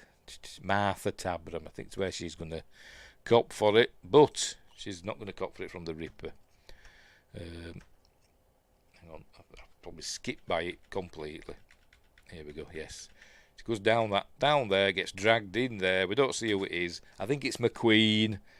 We see a flash of a knife, and then getting redder and redder. So that's poor Martha. Then we're at the whatever's going on there. It's this is the opium den where Johnny Depp is, Inspector Aberline. You can see he's just legged out, and he's going to have one of his dreams. So here goes going to see somebody getting got. There we go. It's getting like a murderer's eye view of it. Oh, and then we get a quick glimpse of Joseph/John Merrick, who we're going to see in this later. So he's having a vision of that. I don't think it's John Hurt. But anyway, so he sees somebody die, but it's not Martha Tabram. He's seeing the death of Polly Nichols with a throat cut and left on the street. So anyway, but here comes Robbie Coltrane to wake him up. Robbie Coltrane plays Sergeant Godley. I don't know if that's a fictional character or a real character. I don't know. Does it say? Does it say Peter Godley was a police officer in the Metropolitan Police? Yes, who was involved in the hunt for Jack the Ripper in 1888. So he's based on a real person. Right, so here he is anyway. The late great Robbie Coltrane. Everybody likes Robbie Coltrane, don't they? Right, so here he goes to work. He's not, so he says, get up, and gives him a good slap across the face to make him get up. He's Sergeant Godley. Did I say that? So they get him up, and there you go. Shove his face in the water to bring him round. And he does apologise. I apologise, sir, for being over exuberant. Tells them to go away. So he was smoking again. Johnny Depp, after all, he's always smoking, isn't he? He thinks he's Keith Richards. There's a swig of something. So there's been a murder, basically, a bang tale they call them. So going to take him down to the police surgeon. So this is the police morgue, I presume. Where the police surgeon, played by Ian McNeice, is, and here it is. I forgot her name already. What did I say? Martha. Is it Martha Tabram? I've forgotten already. I'm hopeless. Yes, Martha Tabram. So straight away, if you're into Jack the Ripper, you're thinking, hang on, Martha Tabram, she wasn't one of Jack the Ripper's victims. But then he says, this isn't what I saw. He saw a different coloured dress, basically. Blood stains on a different coloured petticoats and stuff like that. He said, because this isn't her. This isn't what I saw.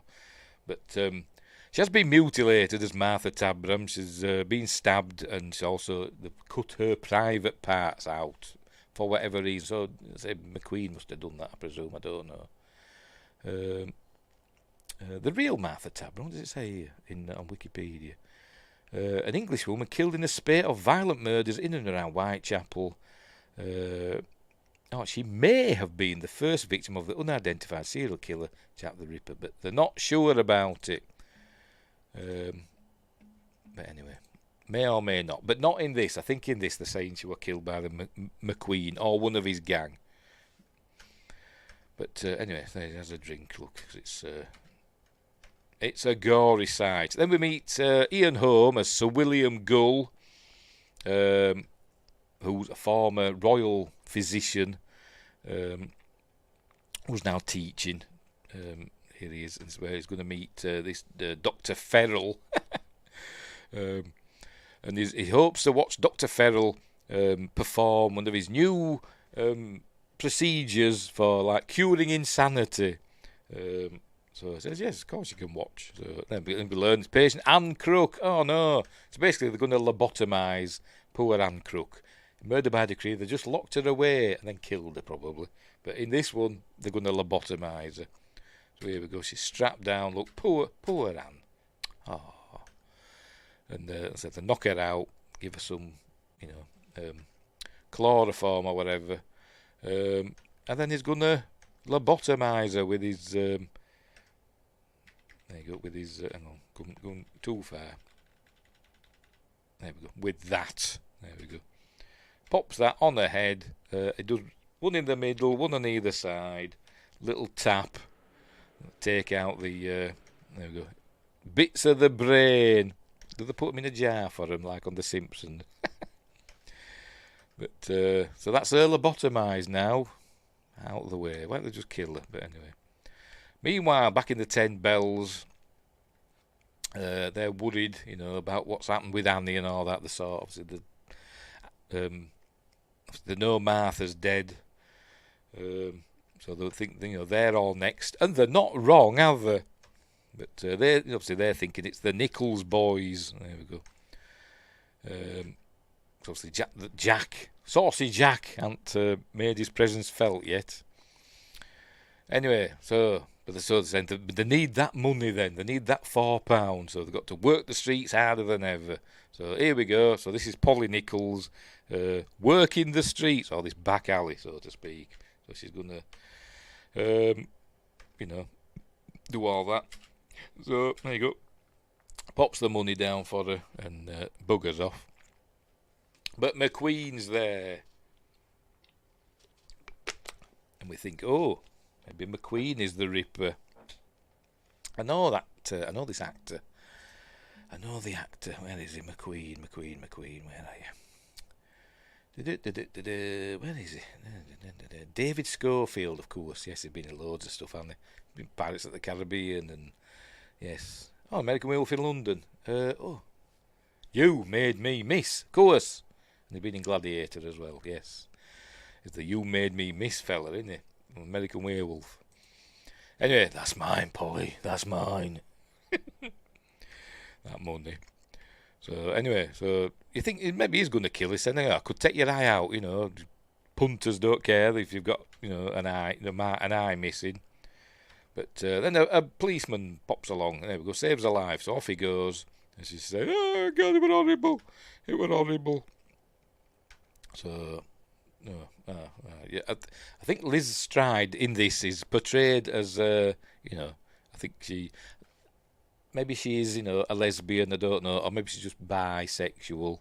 Don't know why I said it like that. Bisexual, but.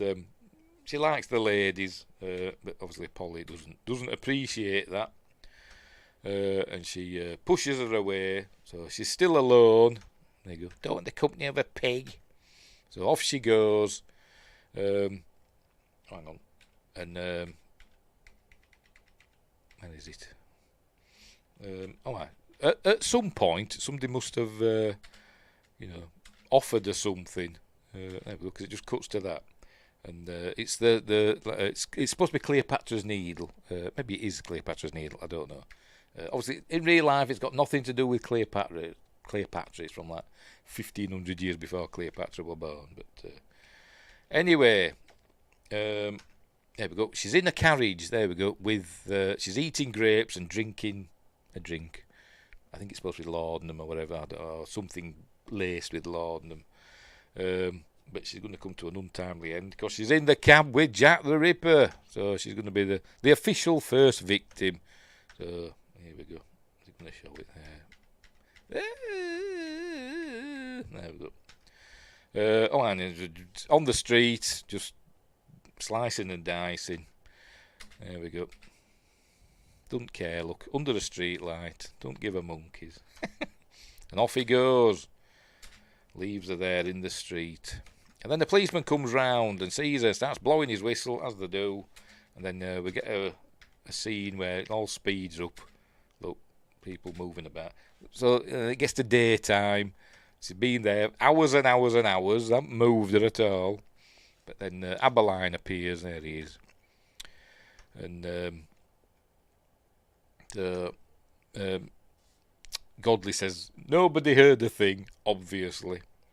But there he says, her throat was cut, but there's no arterial spray on the walls. He says, she wasn't killed here. You know, she was brought here after she was killed. She was killed in the carriage, wasn't she? And then he just did his stuff there on the pavement.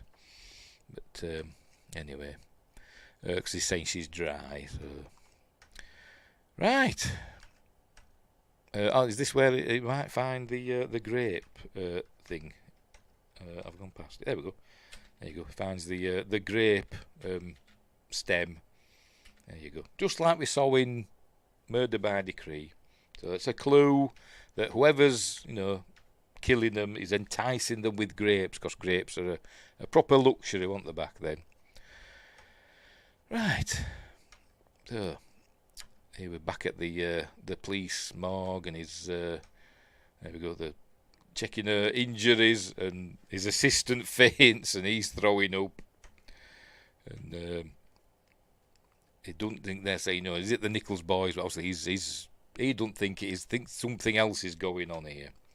But anyway, there you go. She's missing at least one of her organs. It's a clue, and they didn't even split up. Yes, they didn't even split up and search for clues. I think those are real photos. At least that one, I think, is from the actual case. I think I could be wrong.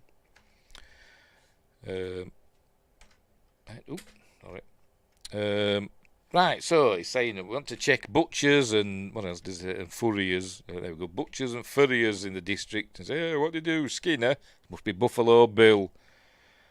But no, disemboweled her.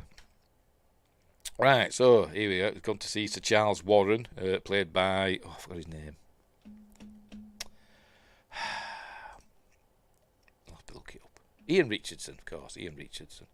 I think passed away not long... Hang on, let me just check. Oh, no, 2007. I thought he passed away not long after this film came out, but it was 6 years after. Anyway. So anyway, saying Aberline says he wants to employ a surgeon, a private surgeon. And he says, "Well, haven't you got one?" He says, "Yeah, but the police surgeon, isn't the best. I want somebody who won't throw up every time they see this bad stuff." But refuses. All right, but first off, he's accusing the Ripper, the murders on Indians, not Indians from India. It's Red Indians, he calls them. Maybe it's one of these Red Indians from Buffalo Bill's Wild West Circus, which must be in London at the time. So anyway, but Aberline's suggesting it's a well-educated man with a knowledge of anatomy, but so he wants to employ a surgeon, and it was about Jews for some reason, but he refuses. They don't let him employ a surgeon. He's make do with what you've got, but he does go to see a surgeon. Unfortunately, the wrong one, the wrong sort. Anyway, so here he is. I think so. Riots are starting now, because they think it's the Jews. Don't know why they're thinking it's the Jews, because we haven't seen that sign yet. That writing on the wall. So I don't know why they're thinking that. But anyway, Aberline's there with a dog. Is it his dog? He's listening to the phonograph. What he was doing, and obviously taking drugs. Here he is. Oh, right. Shows you how to do all this. Bought some absinthe over a sugar cube, and then a few drops of laudanum on top, and then you set fire to it, apparently. So telling you how to do all this. Instructions. There you go, showing you how to do it, look. And then he swigs it down and has a absinthe fueled, the green fairy, isn't it? They call it chasing the dragon as well in this, with the laudanum and that. Chasing the dragon, but absinthe, the green, is it green fairy? I think it is, isn't it? Anyway. So here he is having a vision, whatever, of his wife. I don't know who his wife's played by. Let's have a look. Does it tell us? I bet it don't.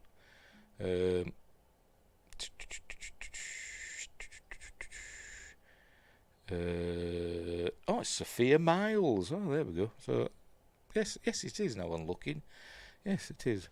Who we've seen in loads of stuff. Underworld and things. Right. So, it's where we learn that they're going to have a baby. So he's all happy. They go, Dr. Marbury says, I'm going to have your child. So they're all happy. But then we learn something bad happened later. And then he wakes up in the bath. I've done that once before. Not after drinking absinthe, but just after getting very drunk. Woke up in the bath. I think I had all my clothes on as well, and the water was cold. Don't drink and bath, people. The lengths you mortals go to experience a fraction of existence. Yes. Yes. Well, we can't all be pan-dimensional mega beings. Right, so we're at Polly Nichols' funeral. No bagpipes this time, but they're lowering lowering the coffin in, but then the rope snaps, or they lose grip of it, and the coffin falls in. There we go, and it breaks open. They're going to show it. It breaks open, and we see. Oh, for Pete's sake! There we go, and we see her inside. So obviously that frightens them. So, typical. That's what had happened to me, though, that. It would. Anyway, so Inspector Aberline introduces himself to these lot, this gang of 4 that's left. We do get one more that joins the gang later, which, for the twist at the end, spoilers. But anyway. So, let's say he's investigating the case, and so he wants to, speak to him. But they don't want to speak to him. Pardon me. So they're saying, they think McQueen and all that. They think it's McQueen, so he's saying, what makes you think McQueen did this? And but they're not speaking because they don't trust the coppers. Anyway, you see, obviously there's chemistry between them. Look. But she still don't want to talk to him. But she glances back, so they're in love already. Right, so back at Mary Kelly's place. Is this 13 Miller's Court? Don't know, but they're there anyway. But they're talking away. That's where we're learning that she was from Ireland originally. She moved to London when she was 8, and it's horrible. But they're all there keeping. But then the landlord bursts in a minute.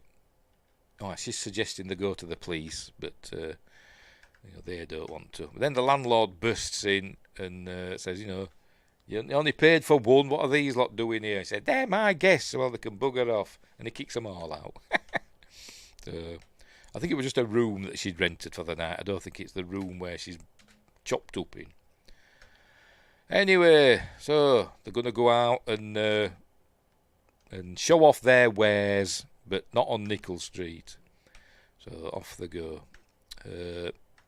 Meanwhile, there was somebody listening to the phonograph and eating really rare beef. Looks bloody horrible. Cook it properly. Can't do with people. I like it bloody. Ugh, cook it. Christ. Anyway, so this is supposed to be, the Ripper having a meal. And he takes out a bottle. Right, takes out this bottle and pours this red liquid in there. Is this supposed to be the blood? Is it Polly Nichols' blood? Don't know. Yes, is he a werewolf? Drinking blood, could be a vampire. Anyway, so he's drinking that. I'm guessing it's supposed to be their blood, probably Polly Nichols' blood. Anyway, there's Jason Fleming as Netley. He's not Prince Edward Albert Victor's driver now. He is now the driver of the Ripper. Anyway, so he's got to go now. See, he's getting ready. Look, he's getting ready with his laudanum, what he's going to give his victims, and absinthe. Never had absinthe. Never had laudanum either. I've had Angus Store's bitters. I only say that because I used to like what we called the Southern Comfort Special. It was like Southern Comfort and other stuff which I can't remember, but it also had Angostura bitters. And I always remember it used to say poison on the label, so it just reminded me of that. Anyway, whatever. So here he is getting ready to go out.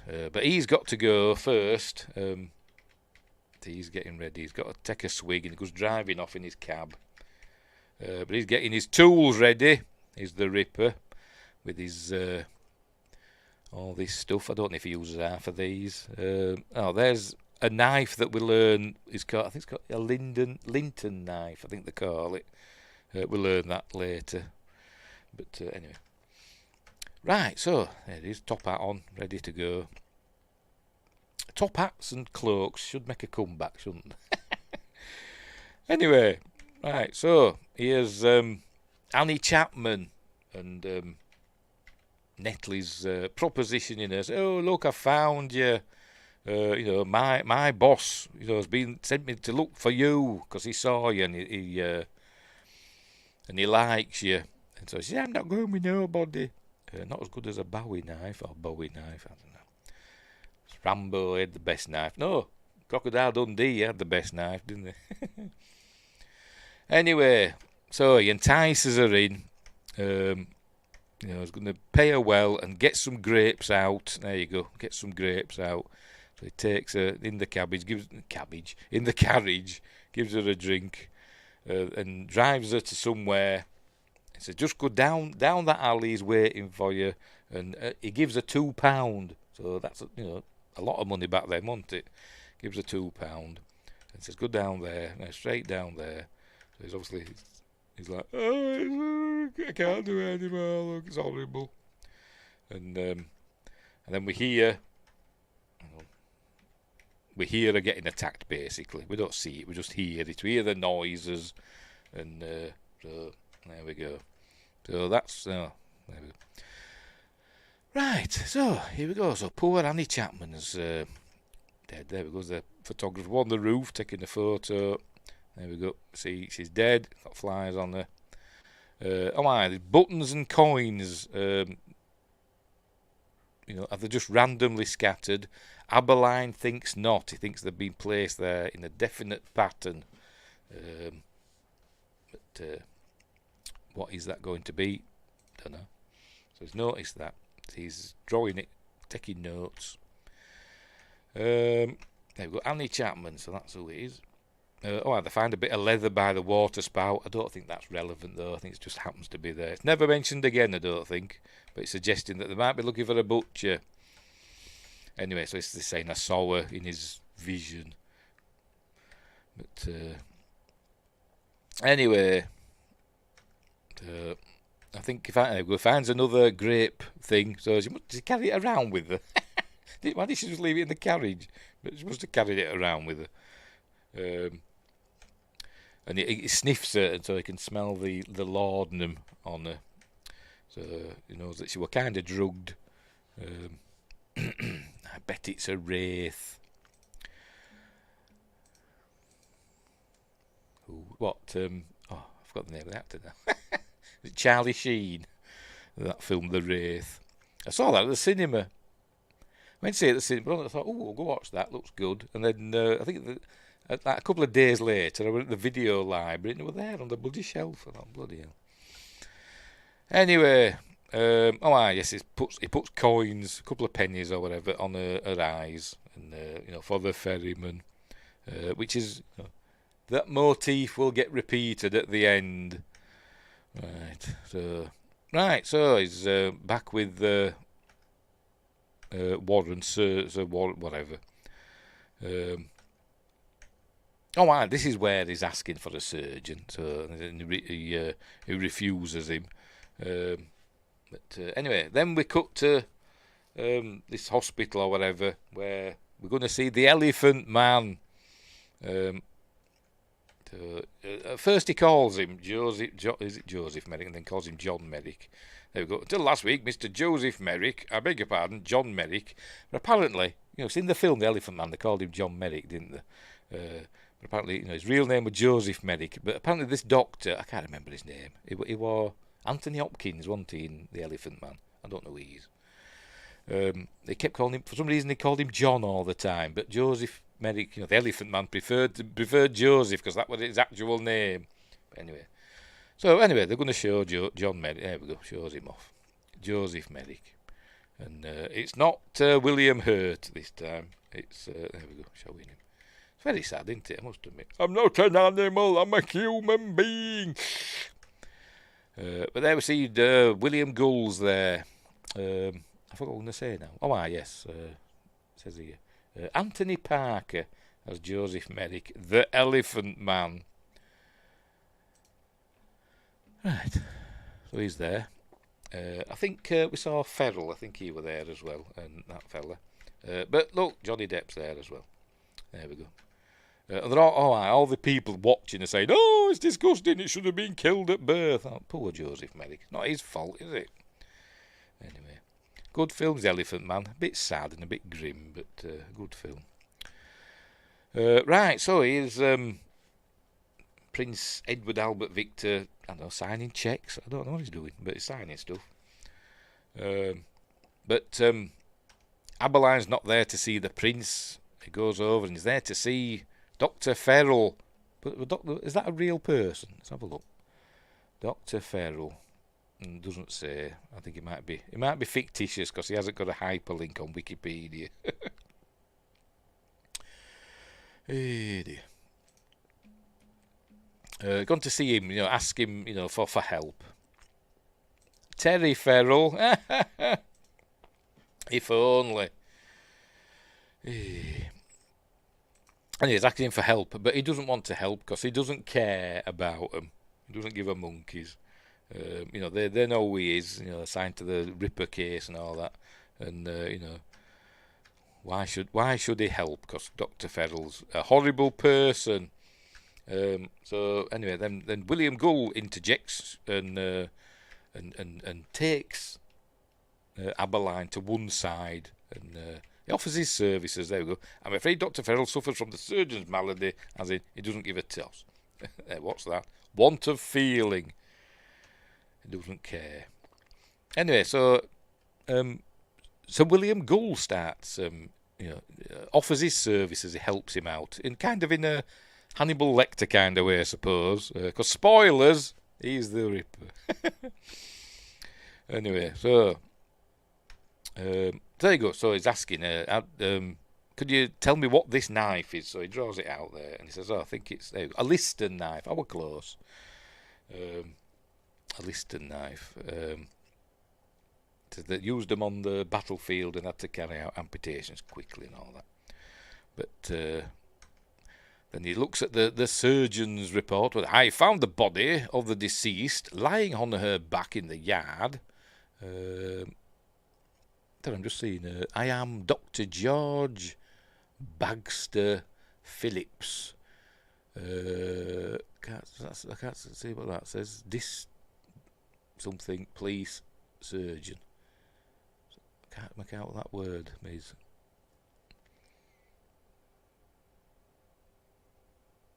Don't know. I found the body of the deceased lying on her back in the yard on the left-hand side of the steps that lead from the passage. This obviously is Annie Chapman, I think. The head was about 6 inches in front of the level of the bottom step. I wonder if this is the actual, thing. And the feet were towards a shed at the end of the yard. The left arm was across the left breast, and the legs were drawn up, the feet resting on the ground, and the knees turned outwards. The face was swollen and turned on the right side, and at something else, right, whatever. They should enlist the help of Johnny Depp from Sleepy Hollow, yes. Ichabod Crane, yes. At first, he refused. They offered him this role, and at first Johnny Depp refused it because he thought it was too similar to what he'd done in Sleepy Hollow. It was like a couple of years earlier, wasn't it? I think it was this might have been his first role after Sleepy Hollow. He thought it was too similar. Which I suppose it kind of is. He's playing a policeman both times, isn't he? Anywho, so he's helping out. There was the doctor says, wouldn't someone hear their screams? And he says, no, they cut their throats. So anyway. And then he mentions the grapes. So he's been all very helpful.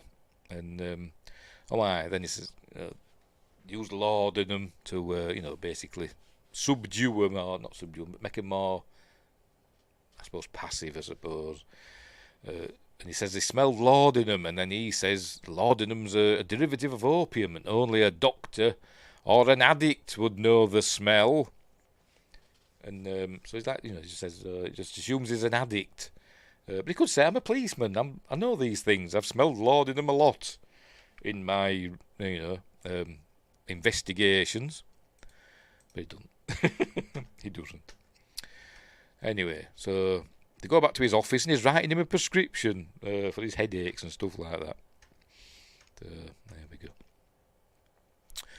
So we're learning what the physician to the royal family, but now he just teaches, and also says that the killer is right-handed because he cuts the throat from left to right, and there shows him a little case with some lives. And said he might carry one of these around.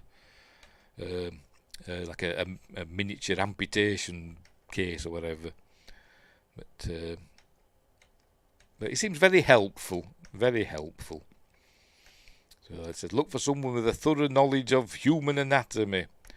Anyway, right, we're back on the streets of London. There we go. It's basically what it's like now, I suppose. I could suck the Thames dry. Bit vulgar, but anyway. Right, we're with Queen Victoria now. Her Majesty. She's not amused. William Gull's with her, and so we learn how far advanced is our grandson's malady. She's talking about Prince Edward Albert Victor. And we learn this way. In this, he's got syphilis, but apparently in real life, he never had syphilis. But they would say that, I suppose, wouldn't they? But they say he never did. But in this film, he did, and it's killing him because he's getting shakes and stuff like that. So that like rules him out, as being the killer.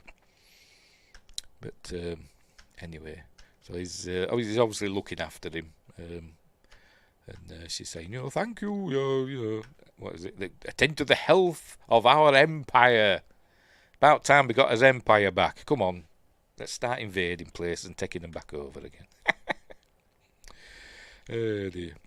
But we can't invade places because we're not just invading countries and throwing mangoes at us and stuff now. They've all got machine guns, haven't they? And nuclear weapons. Anywho, back to this film. Right, so they're still, he's talking. There we go. He's showing on the where is it? There we go. For some reason, he's decided that the killings are going to be in the shape of a 5-pointed star, but I don't think they are. In real life, not even close, but there you go. The beginning of a 5-pointed star. I don't know how he's working that out, because it'd be like that, wouldn't it? So I don't know. Maybe you could have that'd be a 5-pointed star. Wouldn't be a perfect one, would it? Start annexing space. Yes, we should claim the moon. Anyway. So he says, we'll look, we'll focus on this district there. So anyway, one of the coppers says, 5-pointed star, like the bloody Jewish star. And he's told to shut up. With us. And then Johnny Depp points out, the Star of David has 6 points. Silly boy. Anyway, so Netley's having second thoughts. He's saying, why have you called me here? That's how he says it. I don't know if he's speaking with whispers, but and all evilly like this. Hang on. Let's go back a bit. There we go. I'll unmute it. Why have you called me here? Hardly hear it. That's what his voice is like. And he's saying, I can't do it any longer. I can't do it. I'm just a simple chap, sir. I can't do it anymore. And he's rather than say, I actually thought he was going to kill him. I did, because it's been a while since I've seen this. I think, does he kill him? But he doesn't. He just reassures him and says, we are in the most extreme and utter region of the human mind. We are in hell. But, Oh, that's a way to like get him back on board, isn't it? Anyway, there you go. Hell, Netley, and then off he goes. Meanwhile, the lovely Mary Kelly. I bet she didn't look like Heather Graham in real life. Does it show us on? Where's Mary Kelly? No, there's no photo. Just a drawing of her. Oh dear. Also known as Marie Jeanette Kelly, Fair Emma, Ginger, Dark Mary, and Black Mary. The final victim of Jack the Ripper. Anyway, here she is stomping down the street.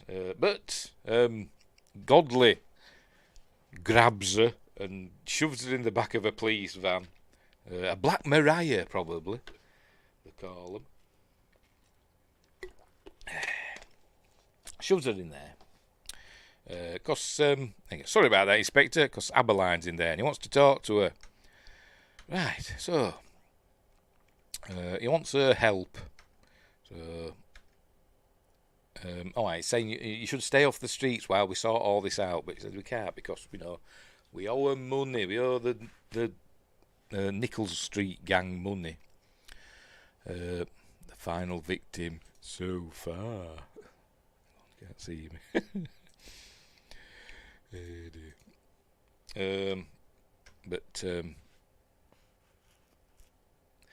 He says, he doesn't think it's McQueen and his gang because she's saying, "I'll testify against him." She thinks it's him. I'm sweating cobs. It's really warm. I've got my fan on and I've got my air conditioning thing on. I'm sweating. Good heavens. I'm all shiny. Anyway, right, where were we? There you go. If you testify against McQueen, maybe he goes in, prison for a year or two, but his boys are, wreak revenge on you. There you go. He's feeding her now, so she's having some whatever stew or whatever in the 10 Bells, and we can see that they're falling in love. Pardon me. Anyway, so he wants to know what's Ben Kidney and Special Branch doing. Why are they bothering with this malarkey? So he's gonna go and check out Ben Kidney's office.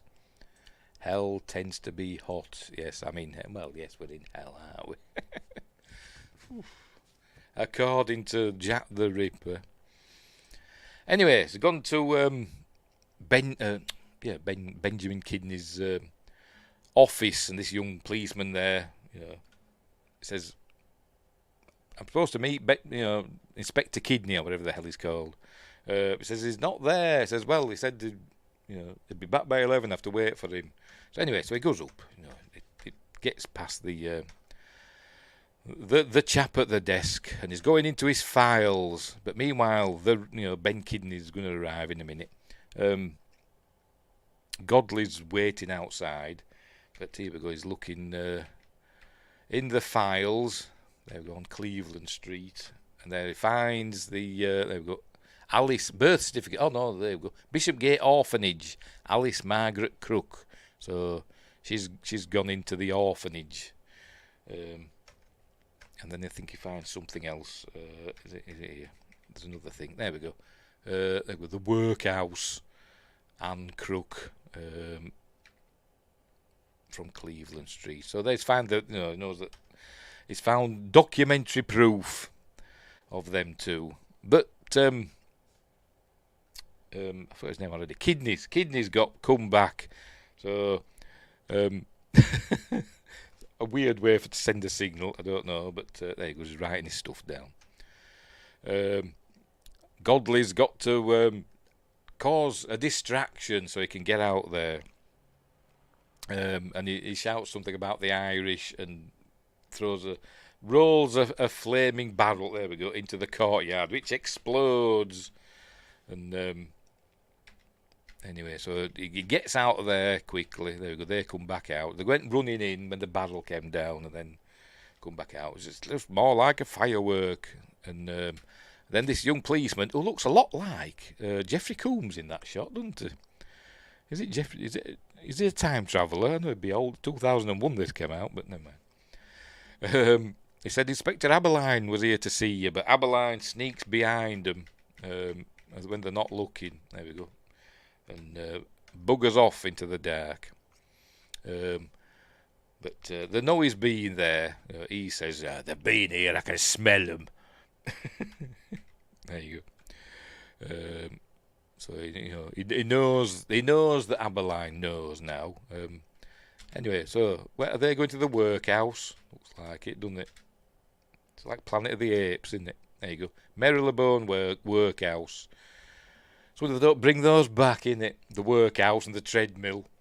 Well, they've got treadmills at the gym, haven't they? But the treadmill for, I don't know, what did they use it for? I don't know. So they're going to go in and see what's the face? Annie. So she's still keeping her there, even though they've lobotomised her. They're still keeping her at the workhouse. You thought she'd be in an institution somewhere, wouldn't you? But maybe they just shove her in the workhouse. But anyway, they're going together, right? So, she's been lobotomised. They don't say that, but she's been a procedure's been done. So because she was basically a raving loony. They'll have them in the sanctuary districts in a couple of months. Yes, like on future tense. No, past tense, isn't it? Future tense for the Enterprise episode, past tense for the Deep Space Nine episode, wasn't it? Anyway, so that's where we learn that they fixed her so she isn't a raving person like they said she was. There she is, just staring off into space. Anyway, so they're going to talk to her, but obviously she's not really responsive.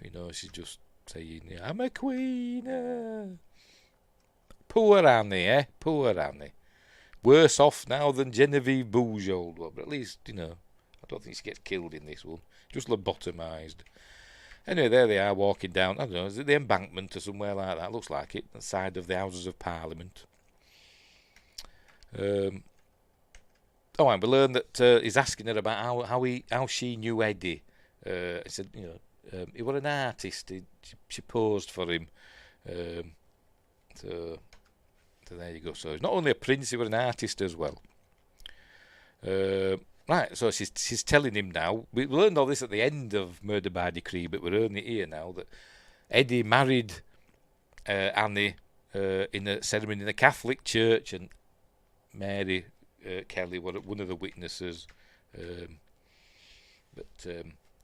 you go. What do you think they're doing to baby Alice? And I think he says that she's in an orphanage, and she's fine. So, but anyway. So then he's going to take her to the art gallery now. He tells her about. This is where we learn that his wife died in wife and son both died in childbirth.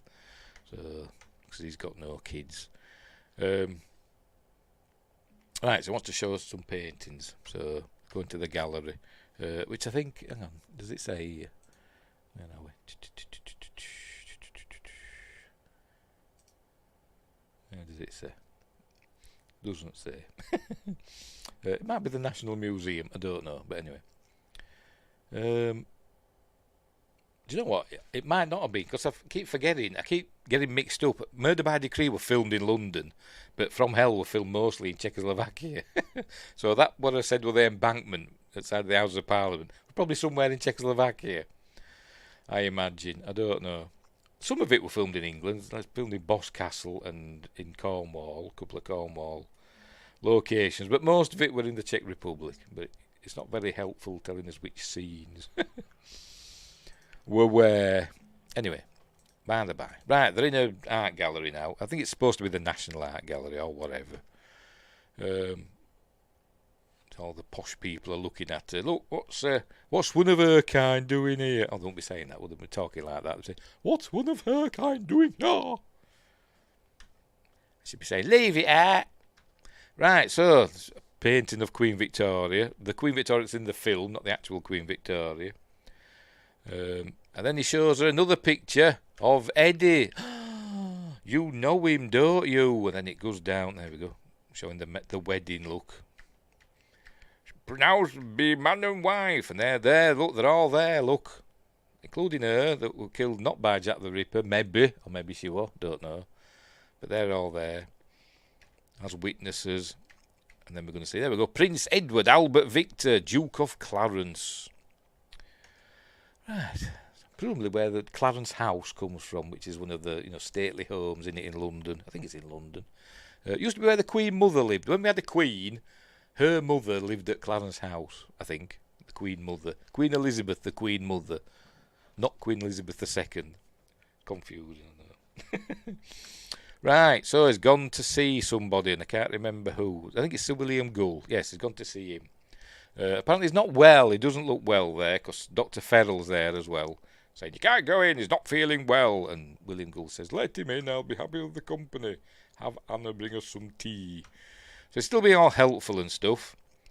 But, what's that? Hang on, just bear with me. I know for a fact the Prince, yes, of course. The Prince, had a taste for unfortunate women, whores. But he's so he's thinking that maybe Prince Edward is the killer. But he tells him here that he's got syphilis and the shakes and all that. There you go.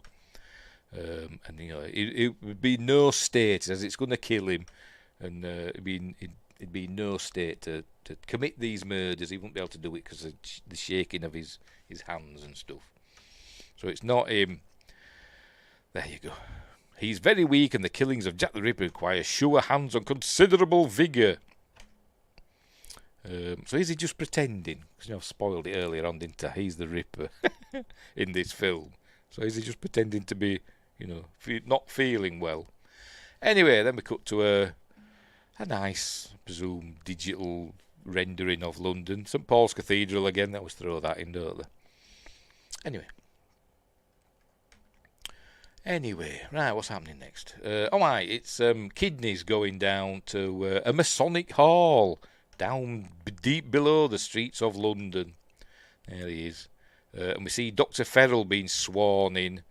Here he is, Warren and whoever he is. He might be the Home Secretary, I'm not sure. It's Ferrell being, going through the ritual to become a Freemason, blah, blah, blah. So, it's where they're learning that Aberline's on the case and he's learning more and more about it all. So, anyway, they've got to be on their guard, basically. Right. Godley's, uncertain. He's unsure that Aberline should be spending so much time with Mary Kelly, basically. But, they're in love. Right, so he's looking through letters that's supposed to be from Jack the Ripper. Because I think they got lots of letters, didn't they, back in the day, claiming to be from Jack the Ripper. There's one in particular that some people think is from the actual Ripper, but I don't think it's there. Anyway, so then a policeman comes in, pops this down, and we learn that it's piece. There we go. Half a kidney took from one woman, and I don't think he's a policeman. He's just somebody from the street. I don't know what he is. And there you go. And one piece, half for you, and then another half for me, which I ate. Was it from Jack the Ripper? Don't know. But they're saying we want something done. It needs to be sorted out. Anyway, so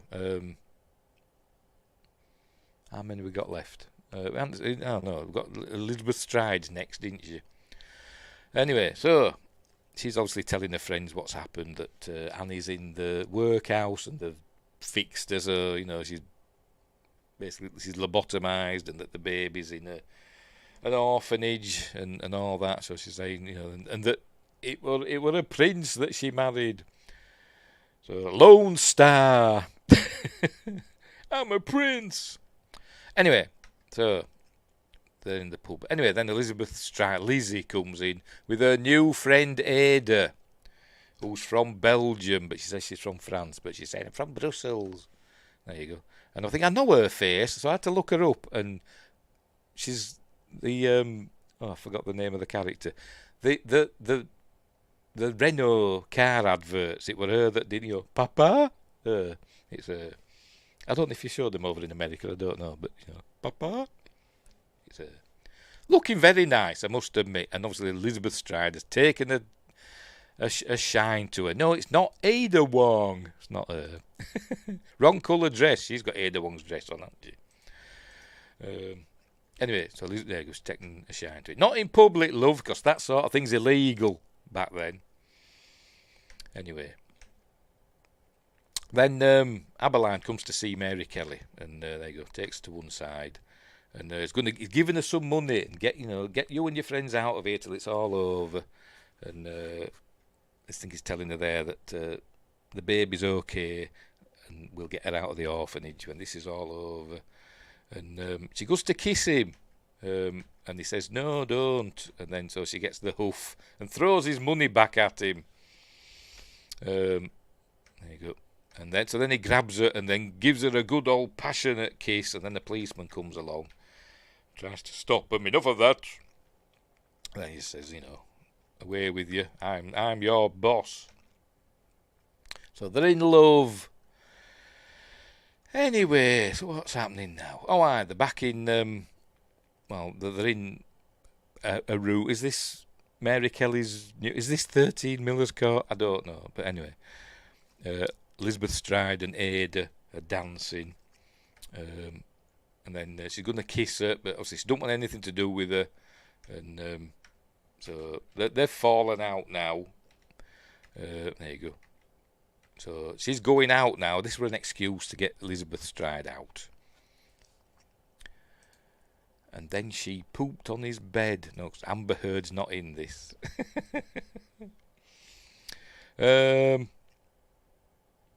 An excuse to get Elizabeth Stride to go out by herself, because she's next, isn't she? What's he doing here? I've forgotten. Let me check. What's he looking for? Yes, he wanted to know about Kidney. There we go. So got his records. Lieutenant Benjamin Kidney, Grenadier Guards. So former military before he joined Special Branch. There you go. And part of his duties, assisting the field surgeon.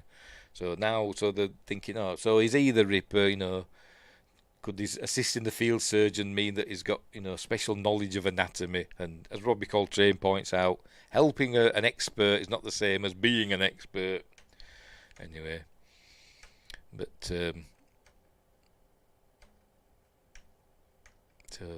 so off she goes. There's Elizabeth Stride into the carriage of doom. He's going to get the grapes out probably. He gives her a drink because she's an alcoholic as well. Got to go have a great weekend. You too, Josh. You too. Have a great weekend yourself, mate. Thanks for staying as long as you did, because it's quite a long show, this one, isn't it? Being a double bill. But have a great time. Have a great weekend and enjoy yourself and relax. So, thank you very much. Right, where were we? Gives her a drink, and so she swills that down. There it is. So she gets in with him, and to her doom. What's happening here? Who's them? It's Ada and Mary asleep, and Catherine's going out now. But yes, because it's Elizabeth Stride. She was just killed a bit. He was disturbed, wasn't he? And so he had to go off and find somebody else, and he found Catherine Eddowes, didn't he? So anyway, so she's so he's trying to kill her, but she gets away. Look, she runs off, but Netley stops her. This fella is looking, says, "What are you looking at? Get out of here!" So he starts killing her. Does kill her, but doesn't have time to finish his job. So he just slits her throat. like that. We won't linger on that. Somebody else has seen them. So we've got to get out of here. But there you go, the police have arrived now. There we go, Abeline's there. And he hasn't finished, he'll not be satisfied. So they know he's going to kill again. Pretty soon, the same night. So they're out looking. So anyway, here comes Catherine Eddowes. She's going to get got. I think she gets dragged into this alley, is she? Oh no, that's it. I remembered now. She's just standing there, and he goes in front of her and just slit her throat there, as she's standing on the street. And then I think she gets dragged into the alley. There you go. So he can finish her off. But, and as is going, starts running to help, but then he gets accosted by Kidney's men. I still think Kidney's like a very Dickensian name. But anyway, they beat him up a bit. They say, go find a scapegoat. Basically, get off this case. Find a scapegoat. Don't carry on with the investigations. And then they knock him out. He headbutts him and knocks him out. And he has another vision while he's knocked out, I think. There you go. Netley's keeping an eye out while his benefactor chops up poor Catherine Eddowes. They found another one in Martyr Square. So he wakes up and goes to investigate. And they find, crikey, bad language. And they find that poor Catherine Eddowes, there she is, chopped up with all the guts hanging out and stuff. There you go. Oh, and this is where they find the... Oh, like I say, he said, do you have a piece of chalk, Netley? So obviously he did. And he wrote that in really, really neat, kind of kids-like handwriting, isn't it? But there we go, so there's that. And there we go. Warren arrives. I think it was found earlier, wasn't it, in real life? Because Warren, by this point, I think, had resigned in real life, from his position. Anyway. Anywho, so where he tells him to, get rid of that. Erase those words. There we go. Same as we've seen before. But we don't have Sherlock Holmes coming with his magic, whatever it was, dust, liquid, I don't know what it was, that made the marks magically reappear. That's not in this. Anywho, my hair's going mental. So, yes, you are suspended from duty, so he gets relieved of duty. But obviously he's not off the case. But there you go, they're cleaning that off. There we go. Right, so, it goes back to the 10 Bells. I've heard that name somewhere in another, a pub called the 10 Bells in something else, and I can't remember what. Was it World's End? Did they have a pub called 10 Bells in that? I don't know. There you go. It's saying, if Mary Kelly comes round, give her this. There you go, it's an envelope. So, long letter, eh? Warning him not to open it, or he'll smash his face in. Right, what's happening here? There's some more photos. He's going to have another drug-induced state, and he's having a vision of Mary Kelly being murdered by the Ripper. There we go. So he's thinking, oh no, got to... there's grapes. So, anyway. Right, so what's happening here? Mary Kelly... she's got the letter off Aberline. So she's going to go home. But Netley's seen her. So she's going to obviously follow her. Who knows where she lives. So there she is. There we go. She's put some money. Aberline's left her some money so she can go back to Ireland, to that little house that she grew up in or whatever. Ada's watching the money. I'm thinking, Papa. This Aberline looking into the Freemasons. Yes, it is. There we go. Everybody knows all the Freemason stuff, don't they? There we go. The Jubellum. Hiram Abiff, that's it. He was the founder of Freemason. The architect of the Temple of Solomon and all that, wasn't he? Yes. Hiram Abiff. Doesn't Lovecraft have somebody with a similar name that wrote the Necronomicon? I can't remember. Anyway. So So he's there. She is. There's Mary Kelly asleep, but we think she's going to get got, but she won't. It was just Ada. She'd been out, took some of that money, got some food, and but anyway. So she's going to leave London. Does Mary Kelly? Right, Kidney's going out somewhere.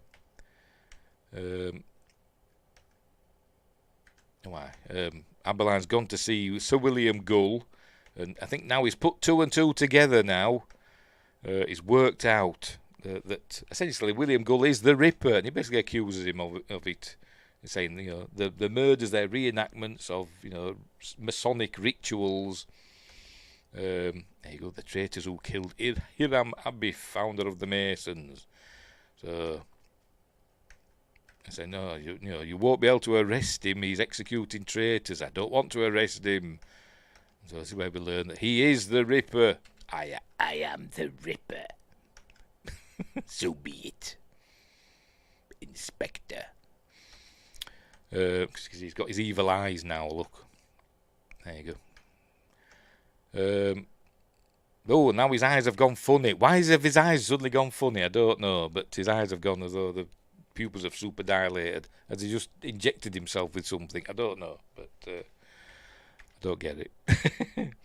But this is where he says the line that we saw at the beginning, that they will say, I ushered in the 20th century or whatever. There you go. One day men will look back and they see the gun. Oh, for Pete's sake. And say, I ushered in the 20th century or whatever. He said, you're not going to see the 20th century, and he's going to shoot him. But then Kidney appears, bang, knocks him out. And so Sir William Gull can go about his business now. There you go, they've got Abeline there. See, Ferrell's assisting, because they're all Freemasons in it together. He's going to inject him with some look. There we go. I think I missed this bit. I might have got distracted. Aidan might have called me or something. Is this where the carriage tips over? Something's happened there, hasn't it? What's happened? I've missed something, haven't I? I don't think I saw this bit. Is he going to struggle? What's he going to do? Oh, my headbutts him. There we go. So they're fighting in the carriage, and it's going to tip over, isn't it? So out he goes. Was he going to be all gruesome here? I didn't see this bit. I bet Aidan called me for something or whatever, and I forgot to pause it probably. Oh, yes. Oh, look, his face in the wagon wheel. Bet that hurts. And the wagon tips over. And he gets splattered underneath it. And the horses run off. So that's the end of Kidney. Turned into kidney mush. Right, so what's happening now? Yes. Sir William's arrived at Miller's Court. Not Miller's Grove. Or Grover's Mill. I think it was Miller's Grove, wasn't it? From War of the Worlds, not H.G. Wells. Orson Welles' 1938 version of War. That was Miller's Grove, wasn't it? And Critters 2 were at Grover's Mill. Anyway, whatever. There you go, he climbs out. There's someone under there. Yes, it's what's left of Mr. Kidney. Anyway, here comes Jack the Ripper. He's going to go in and kill Mary Kelly. Or is he? Because remember, Ada's knocking about as well, isn't she? So in he goes. So basically going to chop up whoever's that is. It's supposed to be Mary Kelly. But there he goes. Blood everywhere, look. Because, he really went to town on Mary Kelly, didn't he? We will find out when you do that movie. Which one? Oh, Critters 2. I haven't even done Critters 1, have I? Oh, dear. Plug. I might get round to it. I like Critters 1 and 2. I don't think I've seen any of the others. I might have seen the third one. I'm not sure. Can't remember. Anyway, as I say, he's really going to town on a... I say it were horrible, wasn't it, what he did to me? Horrible what he did to all of them, but... Oh, War of the Worlds. Oh, right. Oh, actually, I mentioned it's Orson Welles' War of the Worlds, didn't I? No, because that was the 1953 version. I'm talking about the 1938 Orson Welles radio version of War of the Worlds. Was set in Miller's Grove. Or Grover's Mill. Whatever. I don't know what... the War of the Worlds in the 53 one was set in... Well, it was in California, wasn't it? Can't remember. It was Santa Barbara. I don't know. Santa something. Anyway, where were we?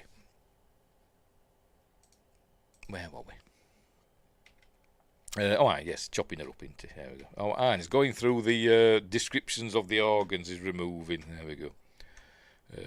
Because he's seeing as though he's in a, he's teaching, as though he's, in an auditorium, doing a dissection.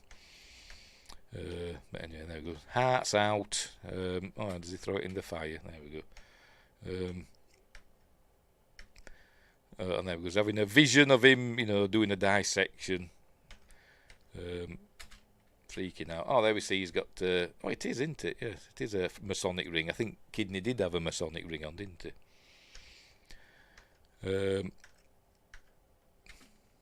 we go. So he's all happy with his work, and now he's gone. And the police have found it. She's in pieces, sir. Cool, blimey. Oh dear. And thing has arrived. Abeline's arrived. They can go in and they sees, the carnage. Again, they don't linger on it, do they? I mean, thankfully, I suppose, in this case. But I thought they showed a little bit more. But anyway. So he's saying, he knows what's going on. It's William Gull, and he's just saying, he'll be taken care of, I swear. Which he is in this film. And they say, I want him. It's over. It's done. I give you my word. And he is restored to duty and also given a promotion. So I suppose he will be chief inspector now, I suppose, rather than just inspector. Don't know. But, swearing, look. Going to bring them all down. Because I'm Jack Sparrow. And all that. They go, you're reinstated. Indeed, you are promoted. And then Godley's there. Don't be a fool, Inspector. You'll be very closely watched. So, anyway, right. So, poor Mary Kelly's dead. Question mark. Right, so he's describing the scene. Is the coroner, whatever. But then he notices the hair, look. Remember, Mary Kelly had red hair. And he sees it's... hang on, he's looking. There you go. It's brown hair, that, isn't it? So we realise it's not Mary Kelly that's been murdered. It's Ada. Poor Ada. So Mary Kelly's still alive. In real life? Don't know. But well, not now, but you know what I mean. So it goes to the 10 bells, and we see that she's left him a letter, like he left her a letter. She's left him a letter. So she said, if I'm to be murdered, I'd like to die in my village. So she's gone back to Ireland. Happy by the sea. Oh, my love, Mary. So, right. So then we cut to Queen Victoria being kept up to speed by Lord Holsham. Was he the Home Secretary at the time? I don't know. Does it say? No, it doesn't say. Whatever. I think she says Home Secretary. Anyway, whatever. So he's telling her everything, basically, so she knows the whole shebang. That basically William Gull went round murdering people because her grandson went through a Catholic wedding ceremony and had a kid. But they've got rid of them all. Pardon me. Got rid of all the traitors, and everything's lovely in the Empire. So basically she's saying, fair enough. There we go. We asked Sir William to remove a threat to our family and throne. So, it's not only complicit, she ordered it. And I think not to engage in these ghastly rituals. So, maybe he went a bit far.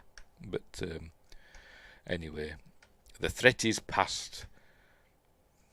So everything's lovely. Right, so then we cut to the Masonic temple, and they're going to basically dispense justice on him for the acts he has committed. And he says to him, you can't dispense anything to me because the great maker is watching down. It's like mental. There you go. Your rituals are empty oaths. I am the great maker is watching me. So they're going to lobotomise him. So there we go. So that's what they're doing with him. So he's going to be lobotomised now. So there you go. Like they did with poor Annie Crook. So there he is in a cell, drooling. Right, so Aberline's promoted. He's back at work with Godley, but he's thinking he wants, Godley's saying, why don't you just go be with, Mary Kelly, go to Ireland, be with Mary Kelly and be happy. But he says no, because if he just disappeared, they're watching him, they'd follow him, they'd find out about the kid as well, because somehow she's got the kid from the orphanage. Don't ask me how, I don't know, but she has. So anyway, so he's not going to go. He's not going to go to Ireland. He's there because he's even burning the letter that he got from her, because it's all evidence. And then we cut to Craggy Island with the theme for Father Ted. Ding, ding, ding, ding. I bet this was filmed in Cornwall. This will be one of the Cornwall scenes. So here we go. And Mary Kelly comes out of this cottage and says, come here, Alice, come here, darling. There we go. Come here, mother. And there she is. They're all, living this idyllic life in the middle of nowhere in Ireland. But, and then he dies. He does. He goes to his opium den place or wherever he is, and Godley comes in. And he's dead, and Godley gets all upset. But he just happens to have 2 coins. What are you expecting to die? I don't know. But he puts the coins on his eyes.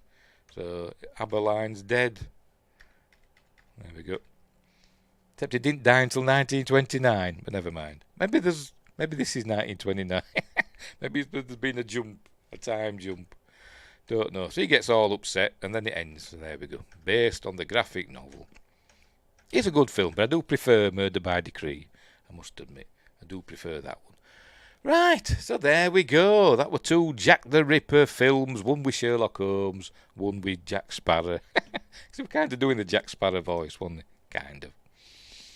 Anyway, so there we go. So that's it. I do prefer, as I said, Murder by Decree. I think it's a little bit more classy and old-fashioned. I know it's an older film, but it's got that, I don't know, a little bit of magic to it. As that one. But From Hell's still a good film. I do enjoy it. Otherwise, I wouldn't have included it. Maybe someone assumed his identity. Maybe they did, yes. Maybe it wasn't maybe it wasn't his real body. Maybe it were cloned, like they did with Mayweather in Enterprise, when they went to the space station that repairs things. What am I on about? I don't know. But anyway, right, so there we go. So that's it. All done and dusted.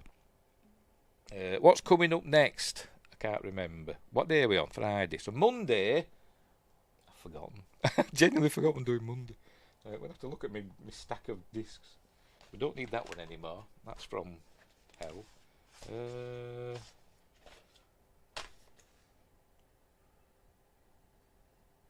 I think this Monday is War of the Worlds, isn't it? Is it? I think it is. This Monday's War of the Worlds, and then next Monday's, the Monday after, is Sphere, isn't it? Yeah. And I haven't got it on me now. And next Friday's appointment with Fear, the disc's over there, is The Devil Rides Out, a Hammer film with Christopher Lee as a goodie. So there we go. So that's what's coming up next. Right, we'll leave it there. All done and dusted for another week. A double bill.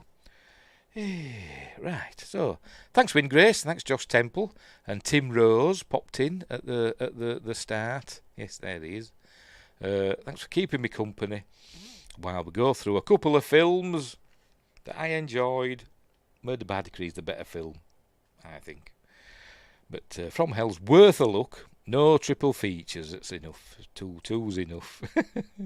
I'll be doing a double feature, I've said before. At some point, I don't know when, I'll be doing a double feature of the two original Hammer Quatermass films with Brian Donlevy as Quatermass. It was bloody awful, but the films are good. Anyway. Right, so I'll leave it there. So we've got a long outro because I've got it's about 3 minutes in it. It's the outro. I'll play it all, what the heck. So we'll leave it there. So thanks for watching. Wherever you are, don't have nightmares. Look after each other. And until next time, I'll say the